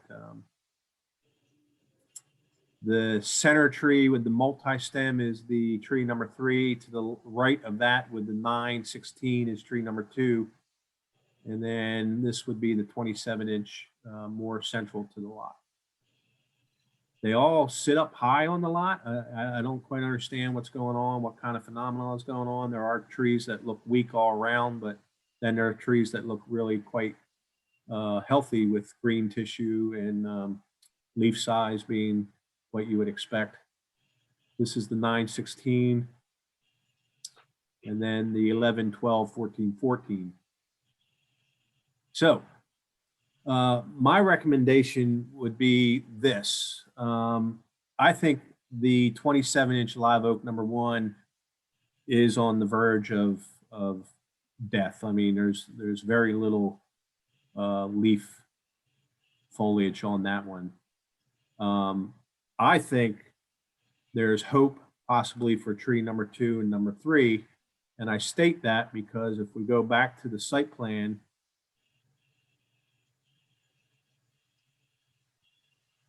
I think the deck and the pool are, quite large.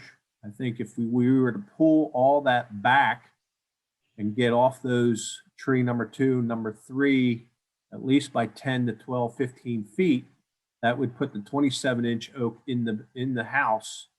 And maybe Marshall could devise a plan to try and rejuvenate some. I often see trees looking like this, and then all of a sudden they react and they start to shoot out epicormic type growth, and they can maintain themselves. But that's my thought on this, is that pull the house back a little bit. I'm thinking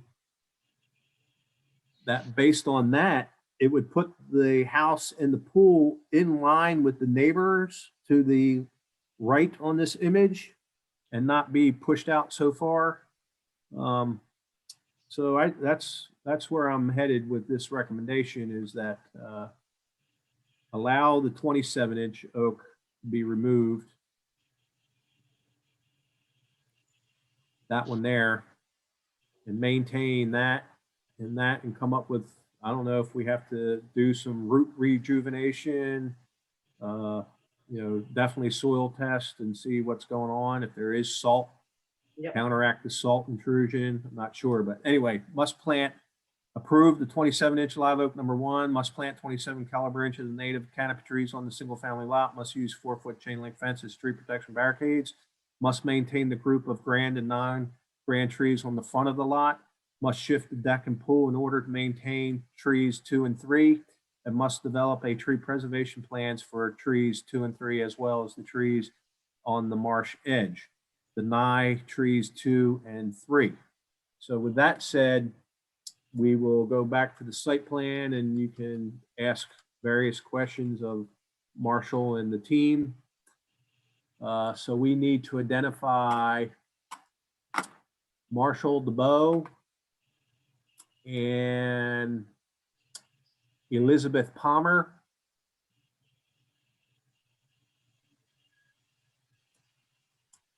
And Joey Tanner.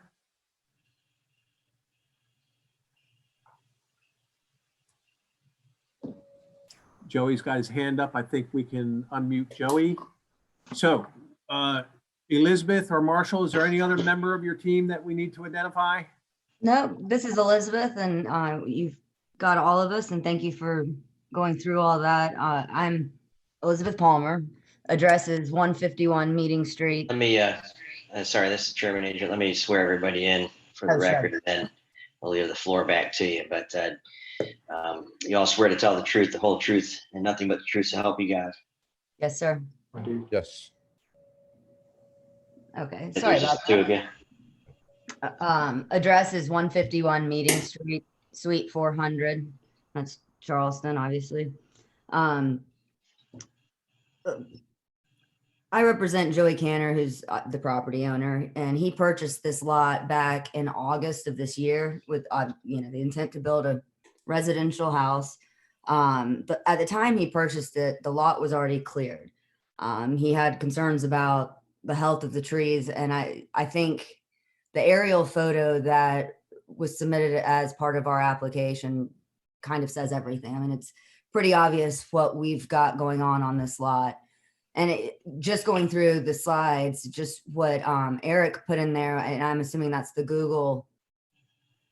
shot from the Google satellite, you can see the difference just in however long that was to today. And yes, this is the slide I'm talking about.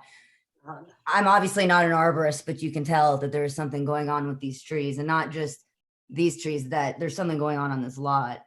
But in any event, because of Mr. Canner's concern about the health of the trees, he retained Mr. Badeau online. And I'm going to turn it over to Mr. Badeau to let everyone know exactly what he did and what he concluded. Thank you.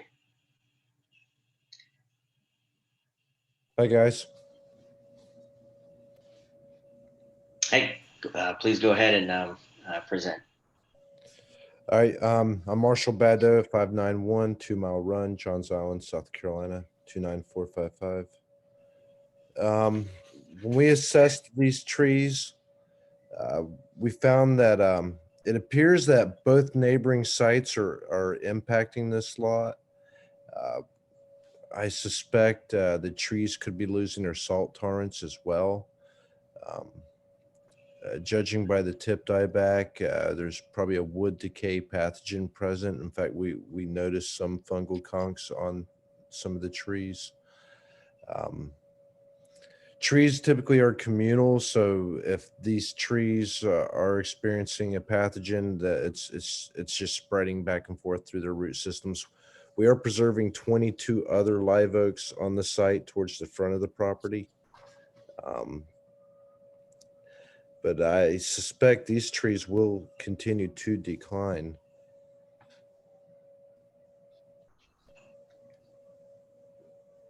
Okay. Is that all you have? Or is there anybody else present that wants to add anything to the application before it goes to the board? Yes, I would like to just kind of wrap things up with the first. We did both just a request for reconsideration of the zoning administrator's decision, which was that he didn't have the ability to issue a permit at the staff level. And the basis of that appeal, or the request for reconsideration, is that I believe that the homeowner presented proof from a certified arborist that the 3 trees at issue are hazardous, diseased, and injured to the extent that they are irreparably damaged. And as such, section 54-329C required that a permit be issued by the zoning administrator. Alternatively, we also have applied for a variance, and I'd like to just address those 4 conditions. We've got a lot here that clearly has poor soil conditions, and that was a finding by Mr. Badeau in his report. There's frequent flooding, accelerating the decline of the tree's health, and this is a problem, as Mr. Badeau just said, that has been caused by the addition of neighboring homes. So that makes this condition unique to this piece of property. And then also just the incredibly poor health of the trees on this lot are unique, as shown on that aerial photograph. I mean, the other lots around it, they don't have this issue. Yeah, they do. And so, given the relatively small buildable area of this lot and the location of these trees and the extreme measures that would have to be taken to protect these trees during construction, if possible at all, and Mr. Badeau might want to weigh in on this one, but we don't know if it's even possible. It seems as if any construction is going to harm these trees, which makes building really not a viable option if you're applying the ordinance to this lot. Yes, that's correct, Beth. I just see any disturbance to that lot will continue to impact these trees. Thank you. And, finally, removal of these trees are not going to be detrimental to the adjacent properties or to the public good or to the character of the district. These trees, they're diseased and dying. They pose a hazard to the healthy trees or healthier trees that are on this lot. I believe the public good will actually benefit from their removal. And more, there are 22 live oaks on this property that the property owner is committed to preserve and protect. So we would ask that if we don't get reconsideration of the zoning administrator's decision, that the board grant us a variance. And Mr. Cantor, the property owner, is on the line if the board has any questions for him or questions for me or questions for Mr. Goddeau. All right, thank you. Eric, was anybody registered in favor or opposition to this application to speak? Mr. Chairman, nobody registered to speak in favor or oppose the application. All right, then we will close this application to the public. It'll be open to the board for discussion and questions. And so I'll start and say that lot shape is pretty darn close to the lot shape of everything around it. They all have trees. I agree the trees are in severe decline. I also want to say that if Andrew were on, he'd probably say, give the tree the fighting chance and start to take care of it. It appears, looking at the site plan, the house could easily be shifted 20 feet towards the property line if the tree in the front's removed and given approval for removal, and it does not impact the pool, the deck, or anything. So I think that there's certainly a way to not have to change the architecture of the structure, slide it back towards Headquarters Plantation Drive, and keep those trees and give them a fighting chance. But I'll turn it over to Jeff, Amanda, or Paula. I agree with Joel about this is Amanda Barton. I agree with Joel that you have plenty of space to move the house further up. And actually, if you're going to have your slab on grade parking underneath the house, you probably want it closer to Headquarters Plantation Drive, because the way I'm looking at those trees, it does look like saltwater damage, weirdly, mostly on that lot. But when we looked at the aerial, you saw that lightening and whitening of the canopy on the lot number 12 too. I think it was lot 12. So something is going on. I get, more than likely, I'm not an arborist, I'm a landscape architect, but I've lived here a long time and I've been out on Headquarters before it was even developed and, during development, and it's low down, it's low back there. And historically, live oak trees tend to start growing right around that, and doing well around that 5-foot contour, right? You can find them below that like they are here, but I think it's just saltwater inundation, and they haven't been, they probably have never been flushed out after storms. But if you can see that, if you look at this picture and you see where their parking pad is at the house next door, you can see something going on in the canopies of those trees and to the right also. So something's going on. I think it's easy to move the building. I guess the question is, it's not going to get any further away from the marsh in the back there. So, continually, need flushing out after any storm or high tide, right? Kind of like White Point Garden. So, anybody else have any feelings, thoughts? Grade on those trees. I'm sorry if I missed that. I tend to agree, Amanda. Can we go back to the or I guess Eric, can you just identify which trees were you recommending or not recommending approval on? So in this image, tree number 5 is the 27-inch. I approve that one. which would bring the building and Yeah, the pool deck back. Tree number 2 would be this one here, the 9/16, and then this is the 11/12/14/14. So let me go back.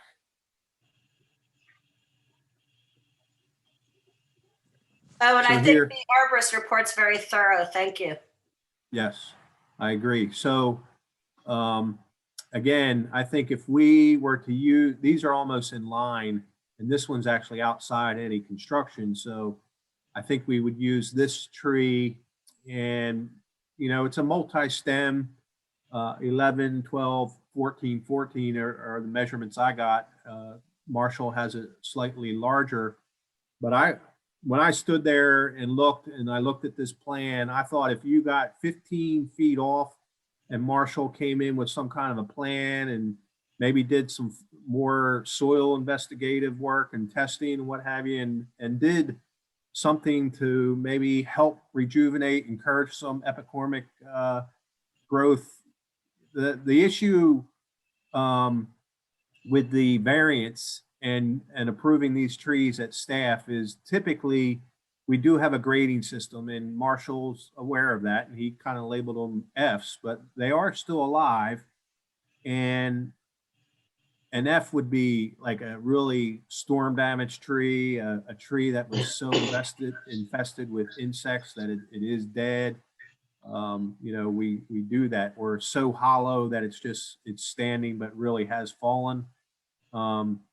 And for a tree to be hazardous, you really need a target, and we don't have the target present yet. That's my definition of a hazardous tree, is that a tree would have to have structural defect and a target.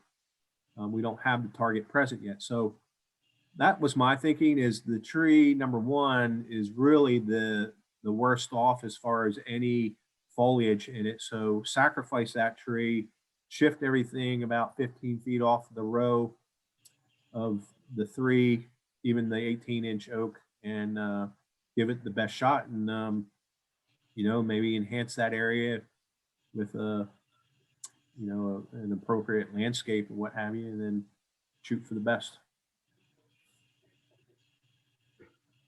I agree. Again, looking at this site plan, that house can easily shift to the front. The parking pad, the courtyard doesn't change. It only takes out like that from where the first car is off of the road and the bend, but between the trees, that darker gray piece there, and then you lose that on the driveway, and the whole house slides over, and you haven't sacrificed any design, any depth of the deck, the pool, nothing.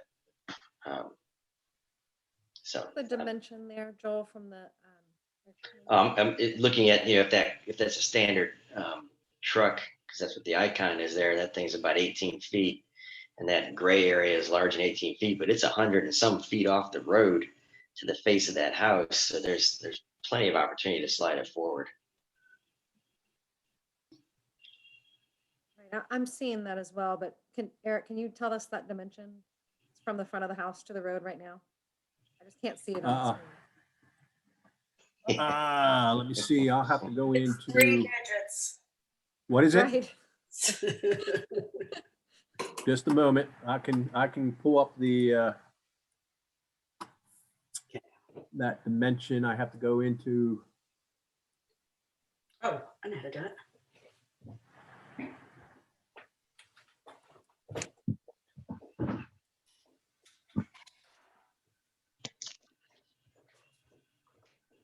Just a moment. I'm getting there.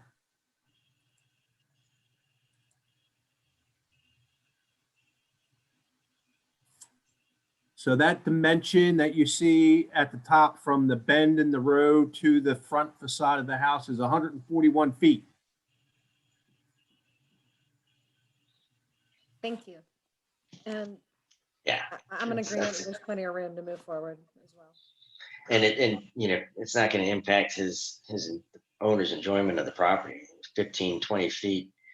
It's not the end of the world. It's not like I can't see the marsh now because I'm 20 feet further towards the road. So I would support the staff recommendations. I'll make a motion for approval with staff recommendation. Second. All right, so motion for approval with staff conditions by Ms. Murphy, seconded by Mr. Webb. Roll, Ms. Barton.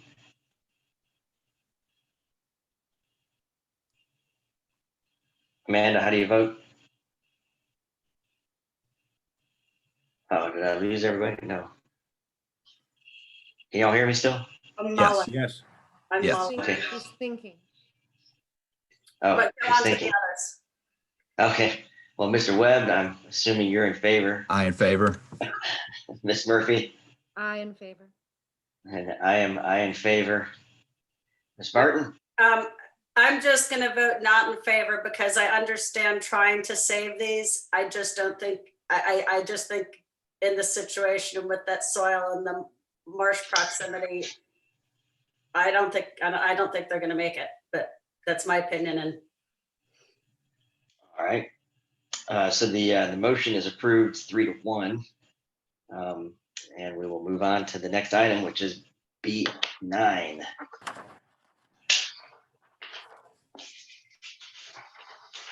Item B9 is 7 Nats Court, is 460-0702-229. Application number 2012-02B9 requests a special exception from section 54-327 to allow the removal of 1 grand tree zoned DR2F. could we take the 1 second break? Oh, Literally, I just, absolutely. 2 minutes. Okay, yes. Let's take a couple minute break here and then we'll get back to B9.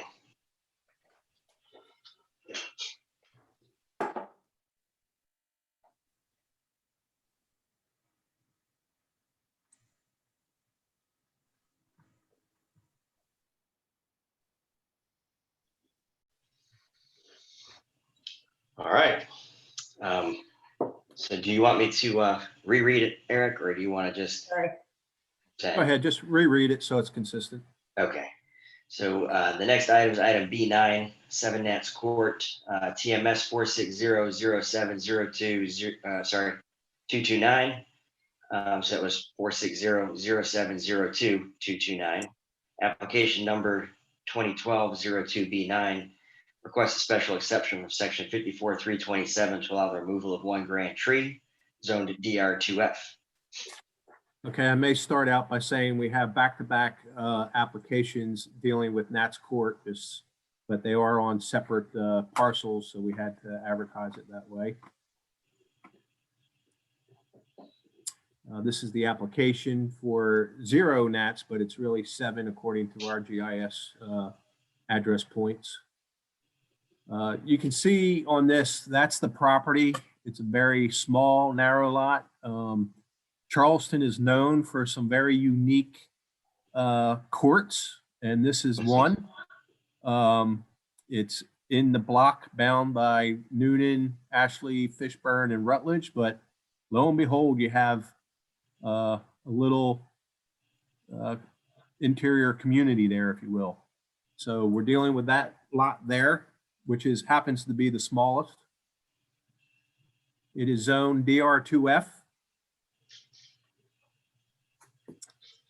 This photo is pre some recent activity on the site.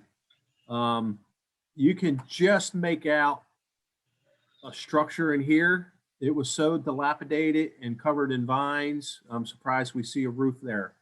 There's another structure back here that was recently approved because it was so dilapidated and covered in volunteer ligustrum, you name it, vines, everything. It was pretty thick back in here.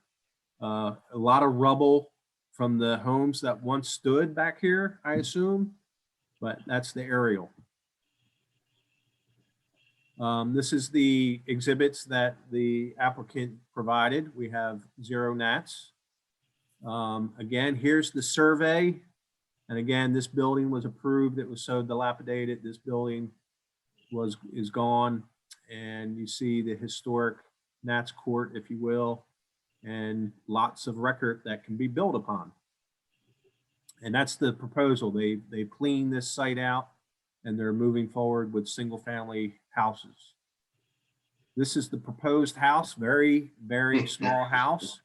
But you have to provide off-street parking. So the front would be some parking availability off of Nats Court. We have a volunteer elm tree, 28 inches in diameter, grade C. It was engulfed in vines. It exhibits some storm damage. And if you go by the diameter, that's its protection zone. So it takes up literally 4/5 of the lot, if you will. The arborist did a report on it, and 28-inch elm, grade C, fair condition, has forked branches throughout the canopy in poor form. You'll see that. This is their photos. It's right on the lot line. So again, I believe it was a volunteer.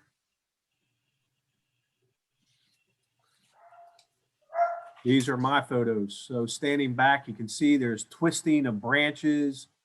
You know, an American elm is, that's its staple vase shaped shape, but there's storm damage.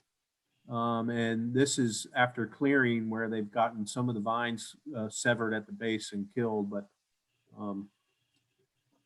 weak attachments, but typical of an American elm. So staff recommends the following. The American elm is actually a category 4 tree. So you only take 1/4 of the DBH inches removed. So must plant 7 caliber inches of native trees within the Nats Court development, must submit a mitigation summary and a master landscape plan for Nats Court for review and approval. Again, I go back to build this house, meet required code. You'd be severing a good portion of the root system, and then that would throw, or it would, the tree would then be subject to wind throw and maybe cause damage to neighboring property. So we need to identify the following individuals.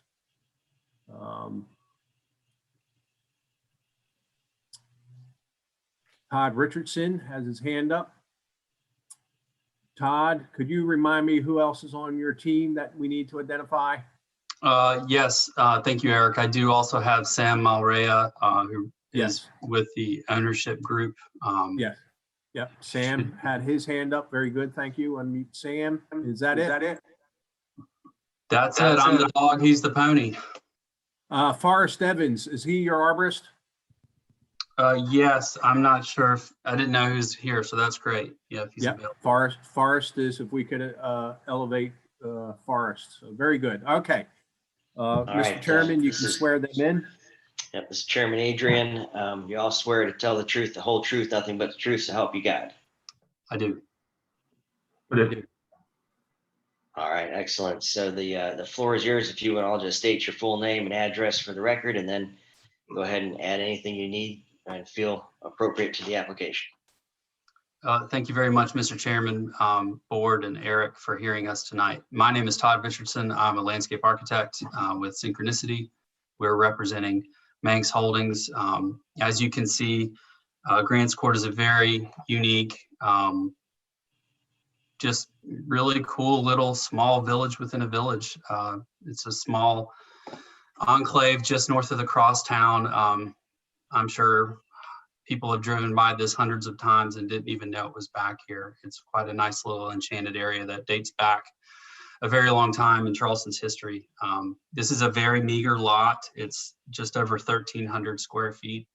And with the setbacks, there's only so much of a building ability. In fact, the structure we have in here wedged within the setbacks is 11 feet wide by 38 feet deep. So that's not really big, but our goal here is to build out a nice little piece of attainable housing. And the tree is not in great shape. It's on the borderline with the neighbors. It's upending a shed, as well as there's a masonry fence, which you can see in the photos. It's also caused some disruption there. It's unfortunately not in great shape. The canopy is out of balance. It's had invasive vines and storm damage, as Eric alluded to, and it just doesn't look great. So for all those reasons, we are requesting special exception removal of it. We've spoken with the neighbors who are immediately impacted, and they are supportive of the application. I'll be happy to answer any questions you all may have. Thank you very much. Thank you. Does anybody else that's present want to add anything to the application? I'll take the Thank you. silence as a no. No, thanks. Thanks for everyone's time. This is Sam Milroy, the property owner. Just wanted to echo what Todd said. Also, just as it relates to the neighbor, the root system is actually going into the shed of the neighbor, and it's really cool. I don't know the date of the shed, but it appears to be a historic shed. So the neighbors are fully supportive of removal of the tree. Okay, thank you.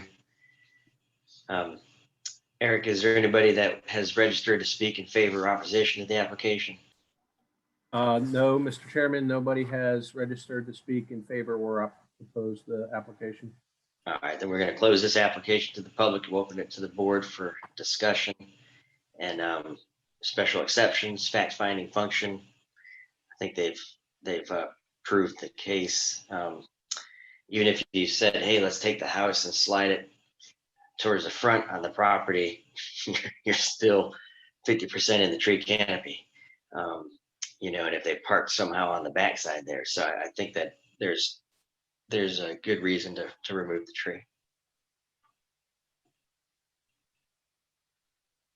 I think we should always actually have something written or signed off by the other property owner rather than just a verbal on that. That's my opinion.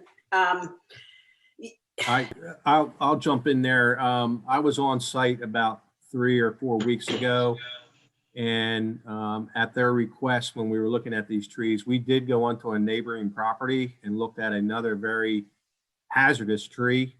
And when I went back to take these photos, they have apparently a very good relationship, because I think they did a good deed to that neighbor and took the tree out when they did some underbrushing. So I suspect that they're working with the neighborhood, but that's just an observation I saw.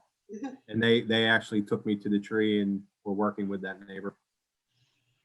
Thank you. So when you say that the roots will be severed by the house, I would assume the house would be on a crawl space with a pier system rather than a slab on grade, which then I would agree totally about the roots. Could be an elevated slab. So just be devil's advocate and asking the question. It is out of balance. If you look at the first photo on the left, there's a lot of weight to the right side of the tree. And that's unfortunately over the neighbors. Mm-hmm. So it's the pink house that has the shed, yes. yeah. Mm-hmm. And due left of that pink house was a tree that was in the backyard, in which they worked with that neighbor to take it out when they were on site. What's the elevation here? That's a good question. Is it on that site plan? Well, I can go quickly. Well, I'm just curious, because downtown, every time you take out a fairly sizable tree, you're removing a lot of water being removed from rains and whatnot. And generally, it's pretty low in this area. This area here, I think you all can hear me. I unmuted. We would be, there's a adjacent house. We would be up a couple feet. It's not as low as you can see on Noonan Street as well. You've just got a couple feet to come up here. Mm-hmm. So it would be most likely a spread with a crawl for the footing system. Thanks. Yes, ma'am.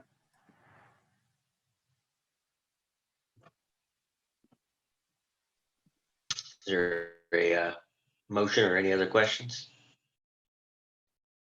GIS indicates 11, 13, and 15 contours in that court. Really? Yep. Practically a mountain. I was about Top to of the say, hill- we're sitting top of on the a hill. hilltop here. Well, it looks like it's a little higher grade on this lot than the cul-de-sac, than the, this court. Eric, is it your opinion that even if the vines were removed? Excuse me? Is it your opinion that even if the vines were removed and such from that tree, that it's still I think due to its great? location, I think even with a spot pier system, you're going to get into too many roots. The idea that it's damaging a neighboring structure, and then the storm damage and the funkiness of that crown, this being offset, if you will. I think we couldn't get to it being a hazardous tree, but there are the factors, I think, in the facts and it being over that house and the neighboring houses with any sort of root damage to dig spot piers, and whether you could even spot those piers and then do enough bridging and what have you. I'd be leery about it.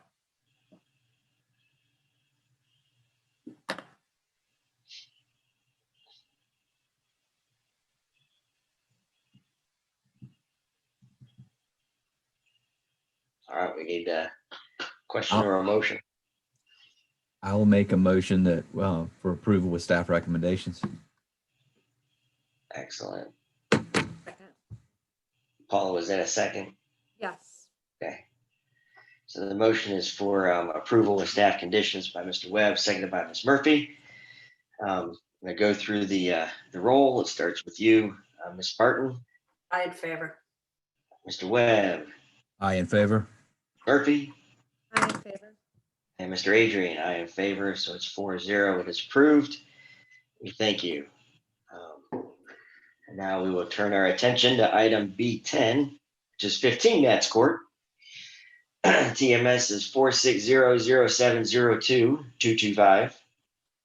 And the application number is 2012-02B10. Request a special exception from section 54-327 to allow the removal of one grand tree zoned DR2F. Okay, moving slightly down the street, we have an application here, 6 Nats, it's really 15. This is the most northern lot, a little larger, zone DR2F. However, I'd like to know more about the history, and I don't know if they want to get into that, but when the structures disappeared, because when we were there, there's remnant foundations and rubble and stuff around, but this is a sycamore tree. So obviously a house was once there on that lot, and it disappeared, and this tree volunteered in, and unfortunately there's the same plat. This tree's pretty much in the middle of the lot. And again, you see your setback requirements. They'll have to park it. And Mr. Forrest Evans, again, graded this tree as a 15.522 American sycamore grade C because it has a V crotch just above 4.5 feet. That's his photos. Here are my photos. So you can see it's a U-shaped union, but again, that's never a really good situation. And if this tree were to continue and put any more girth on, it would just continue to oppose one another, if you will, the two codominant leaders.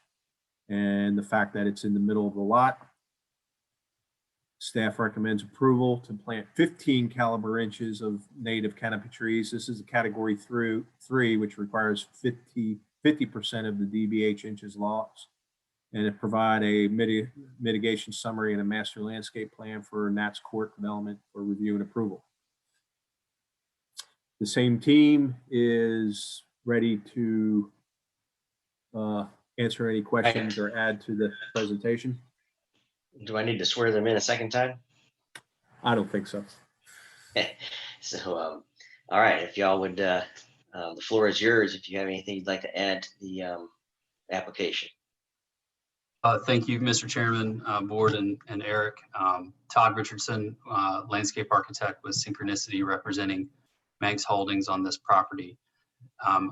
We have one that's just barely compliant with DR2F standards from an area of 2,900 square feet with again, a very narrow approach to the front of the lot and a very tight lot in its dimensions at that 28 feet before you add in the setbacks for DR2F.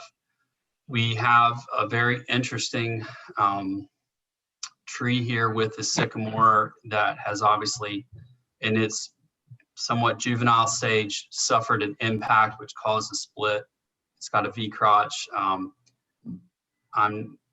At the rate that these trees grow and its trajectory of those two, my concern is that if one leader is lost, it would be a catastrophic failure with a considerable height on that tree to the adjacent neighbors. It's just not a great tree already to start with those conditions. And we feel that this is just not appropriate. Its location in the lot is unfortunate in that all those factors we are requesting special exception approval for this category 3 tree. Mr. Mel Rea, who was on the hearing as well, spoke with this most adjacent neighbor and also received support with their concern of the similar conditions that they see with the tree.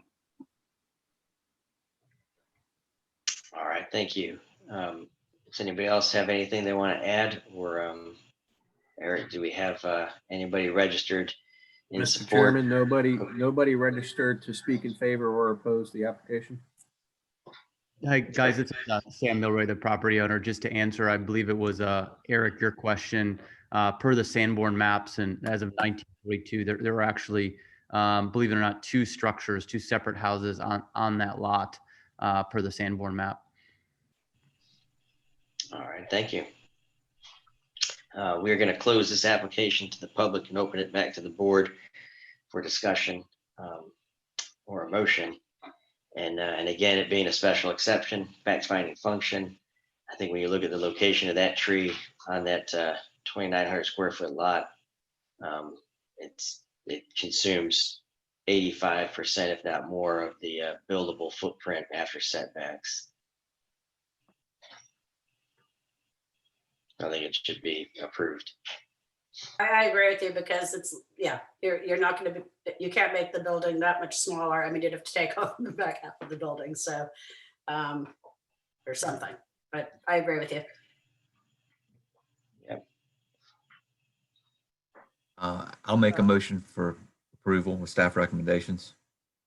All right, we've got, I'll second. all right, motion for approval by Mr. Webb, seconded by Ms. Barton. And now we'll do the vote. Ms. Barton, Aye. Mr. Webb, I in favor. Ms. Murphy, I in favor. and Mr. Adrian. I in favor, so it's 4-0, unanimous decision. Thank you. To bring us to item B11. Thank you all for your time tonight. Thank you. You're welcome. Item B11 is 485 Lasagne Street, the TMS 272-0501-029. Application number 2012-02B11. Request a special exception from section 54-327 to allow the removal of one grand tree zoned DIR.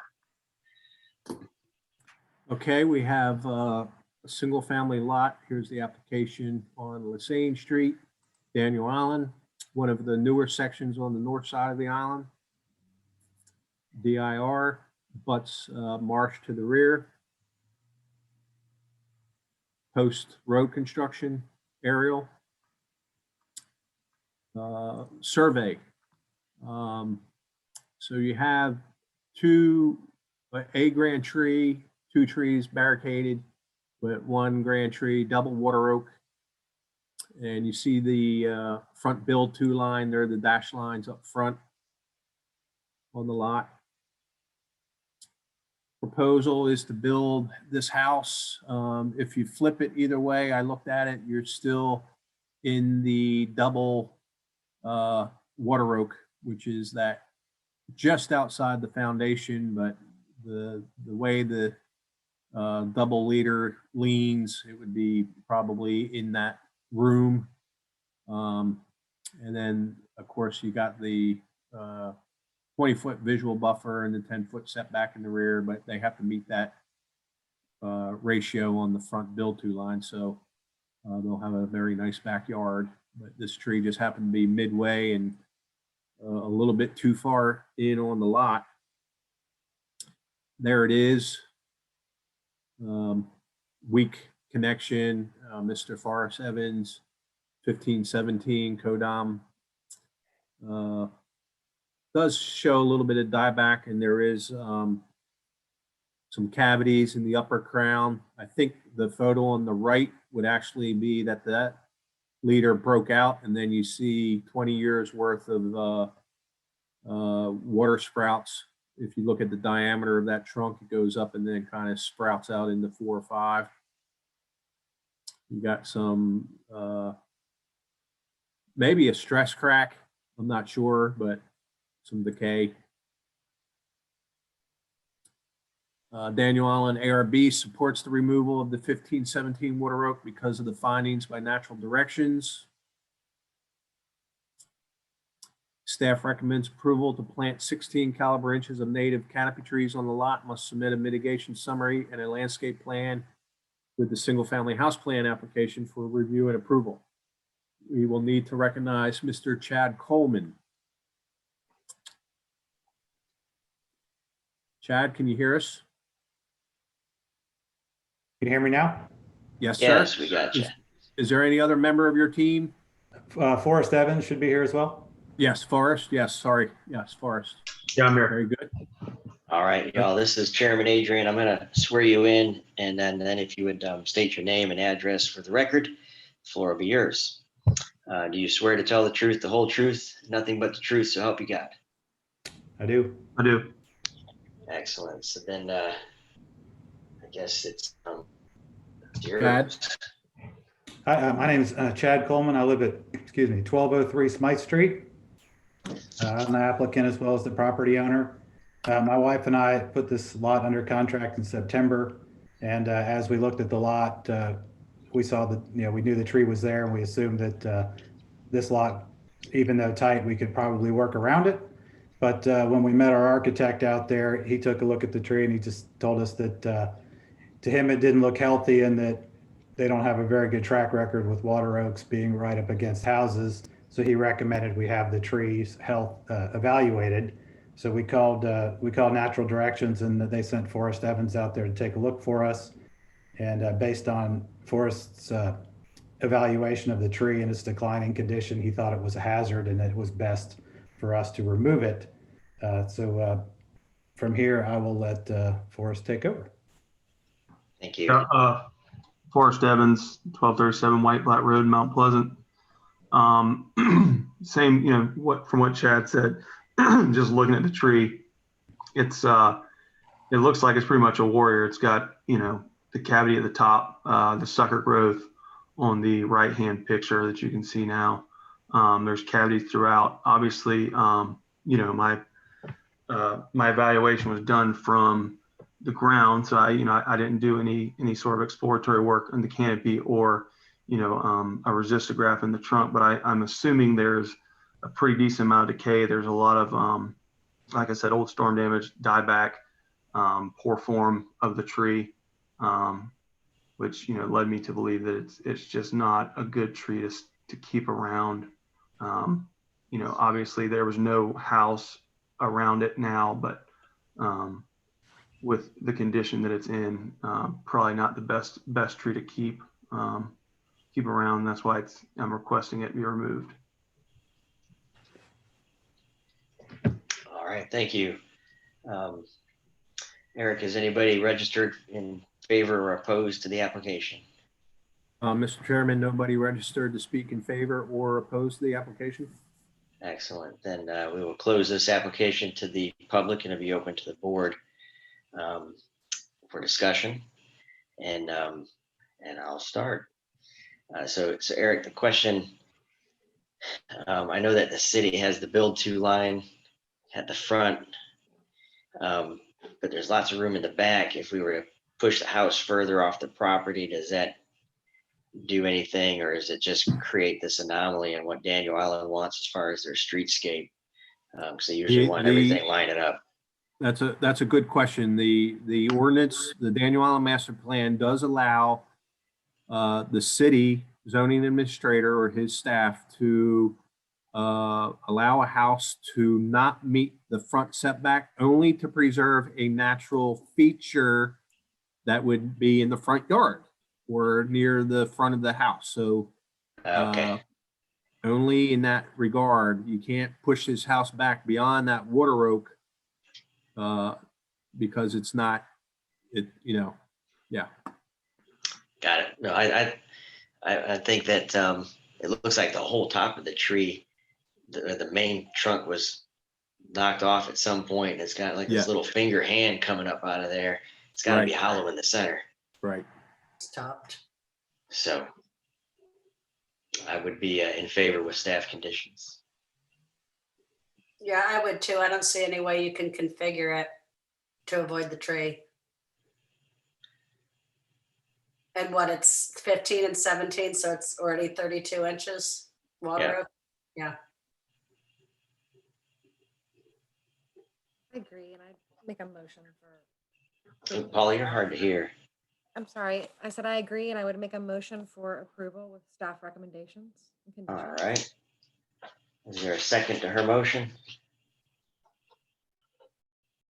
I'll second. All right. So motion for approval, staff conditions by Ms. Murphy, second by Ms. Barton. I'll go down the roll. Ms. Barton, I in favor. Mr. Webb, I in favor. Murphy, I in favor. and Mr. Adrian is I in favor. So it is unanimous 4-0. Thank you for your time. Thank you. Thank you. Thank you. And this is the moment item B12 has been waiting for. You are up. Item B12 is 860 Forest Drive, the TMS 2711502-083. Application number 2012-02B12. Request a variance from section 54.330 to allow a reduced construction setback from the base of one grand tree zoned PUD. Very good. So 860 Forest Drive, this is the application. And note this lot, it's on the island of Governor's Cay. So it abuts the Forest Drive Bridge. And then you come onto the island and then the road kind of splits. So we're kind of traffic and transportation views that as an intersection. It's kind of a loop, but it is kind of an intersection, if you will. It's a PUD, Plan Unit Development. This image obviously is the bridge. There was a bridge there as part of mitigation when I-526 was built, but that was torn out and this new bridge was built and to access this island. And the tree is the shadow over top of the bridge as you land on the island. It is a water oak. This site plan, as you see, went through the city's single-family approval process, and it was approved on 6/24/20, 29-inch water oak. Note the house was set back. The steps were due left of the tree, and the driveway was coming off Forest Drive, and you would enter, park under on the right-hand side of the house. Unfortunately, the builder didn't realize that that double line, if you will, adjacent to Forest Drive, what appears to be almost like a curb, is a guardrail. So 7/23/20, this is an email in response to them identifying what we got a problem. We can't remove the guardrail, so we need to move the driveway. So they proposed a couple of scenarios, which we'll get into. And I responded, "Dear Jeff, is the house under construction? If so, the driveway alignment as shown will require a variance from the Board of Zoning Appeals. I don't see a hardship. If it's not under construction, revise the site plan and submit for review and approval. Suggestion, reduce the footprint, flip the house to the bridge side, and align the driveway on the left-hand side of the lot." 8/3/20, stop work order issued because obviously there was no tree protection around the tree. They moved forward with the construction of the house. And you can see the guardrail in the upper portion of the lot. So we got that issue corrected. So this was a proposed plan presented 8/18 as a resolution.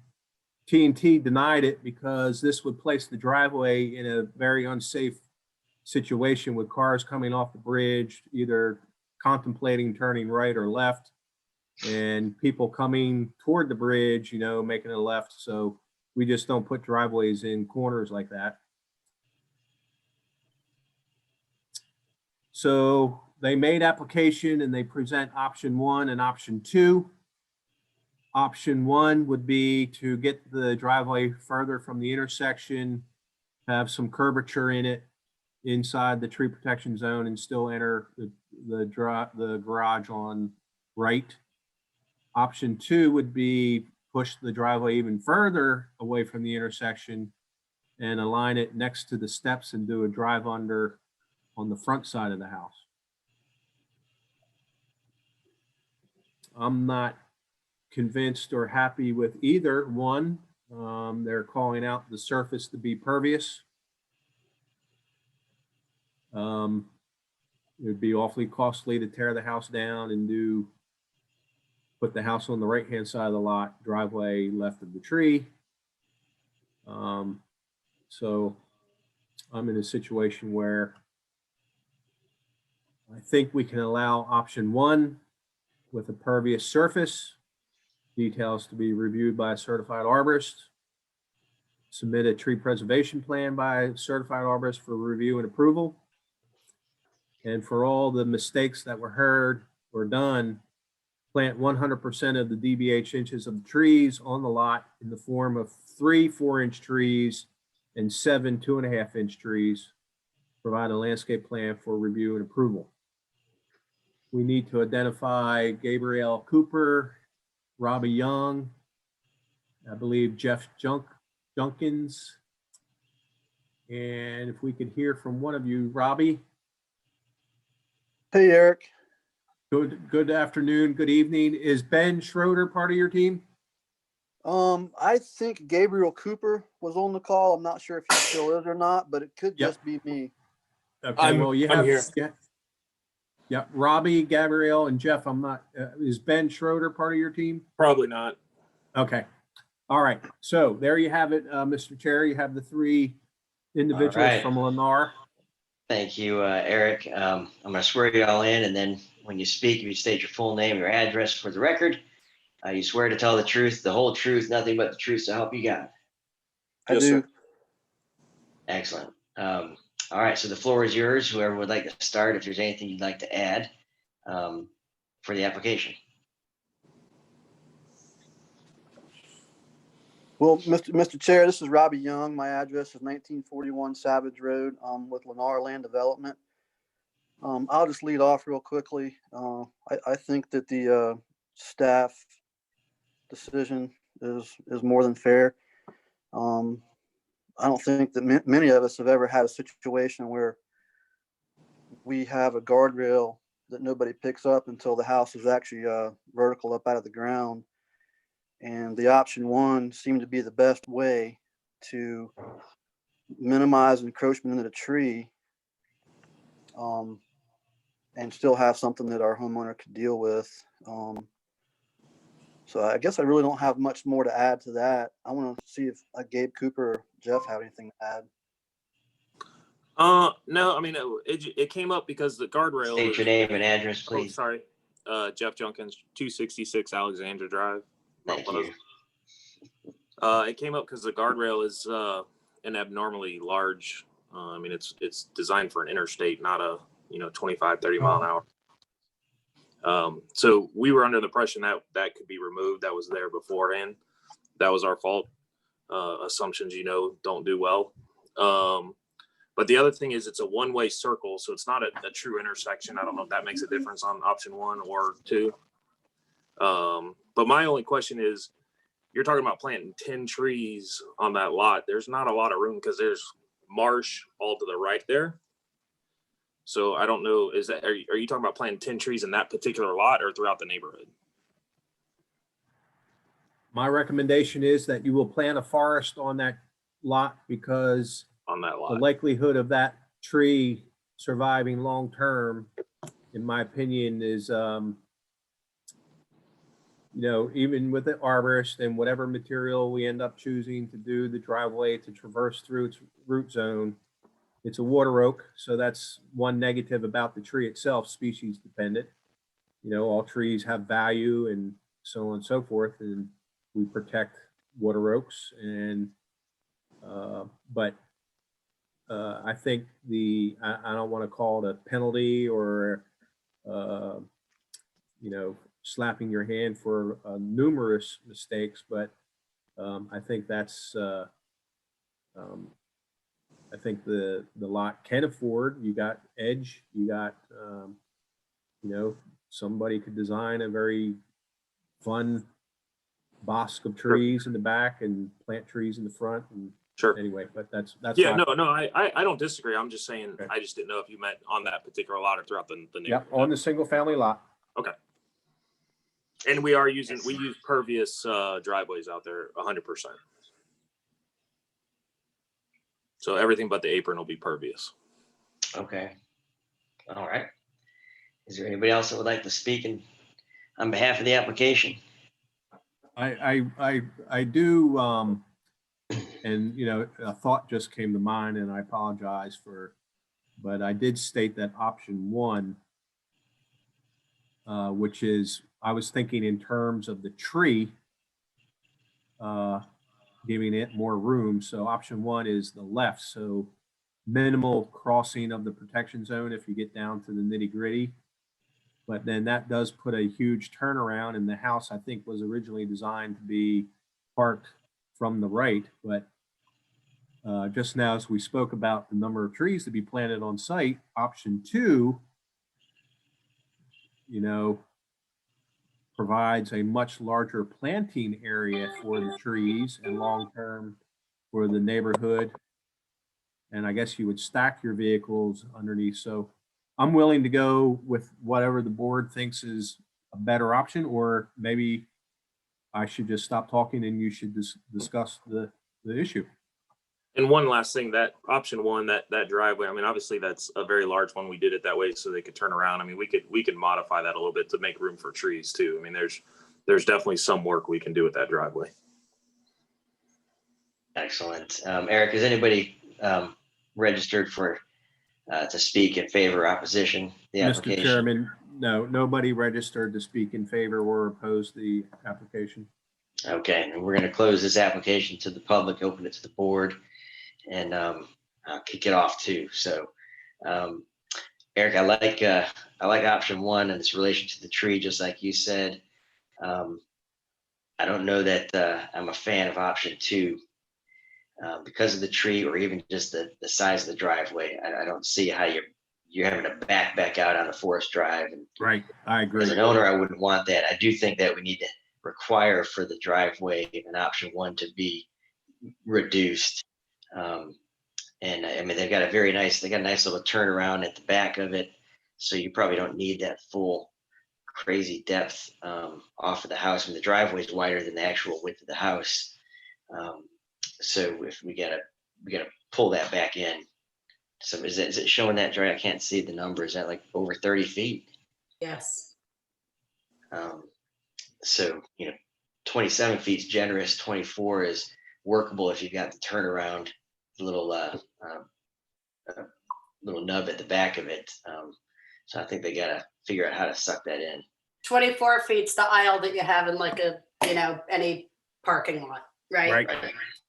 If you're doing 90 degree. So, but I think that you're being very generous. You gave them warning, the house construction continued, and here we are. So I would support application, I would support staff's recommendations. Option 1, reduce the driveway. I agree with that. Not just reduce that depth coming out of the garage, but that's a pretty horrific looking flare going into underneath the house. It doesn't need to be 34 feet wide there or anything, so I think they could really,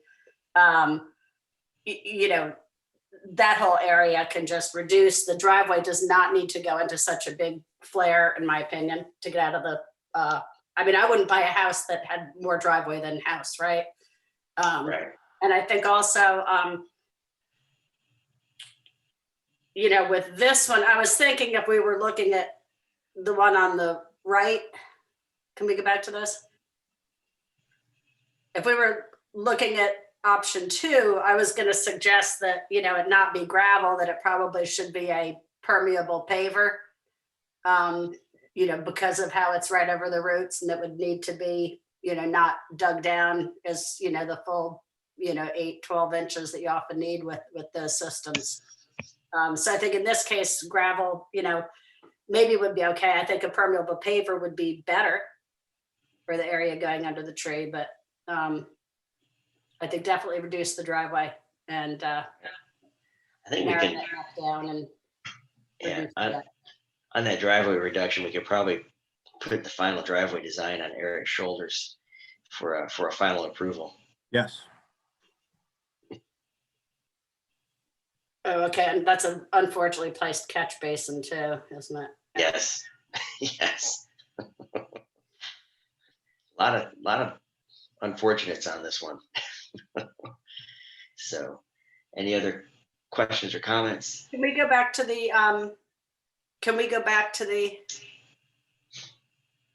so I think, so Eric, you're saying the 29 inches of native trees, and that is, how did you come up with the numbers for that?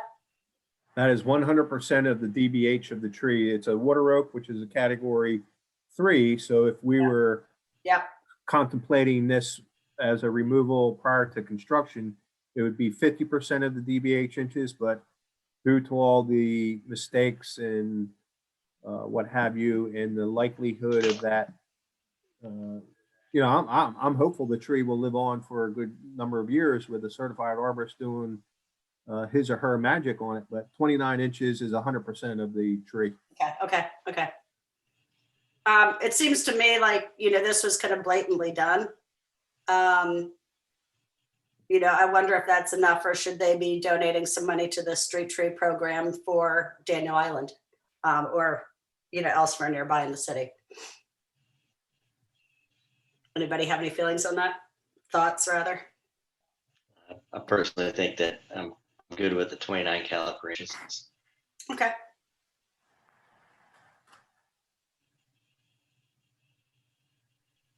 I'm sorry if you guys can't hear me, but I agree with Joel. No, we can't.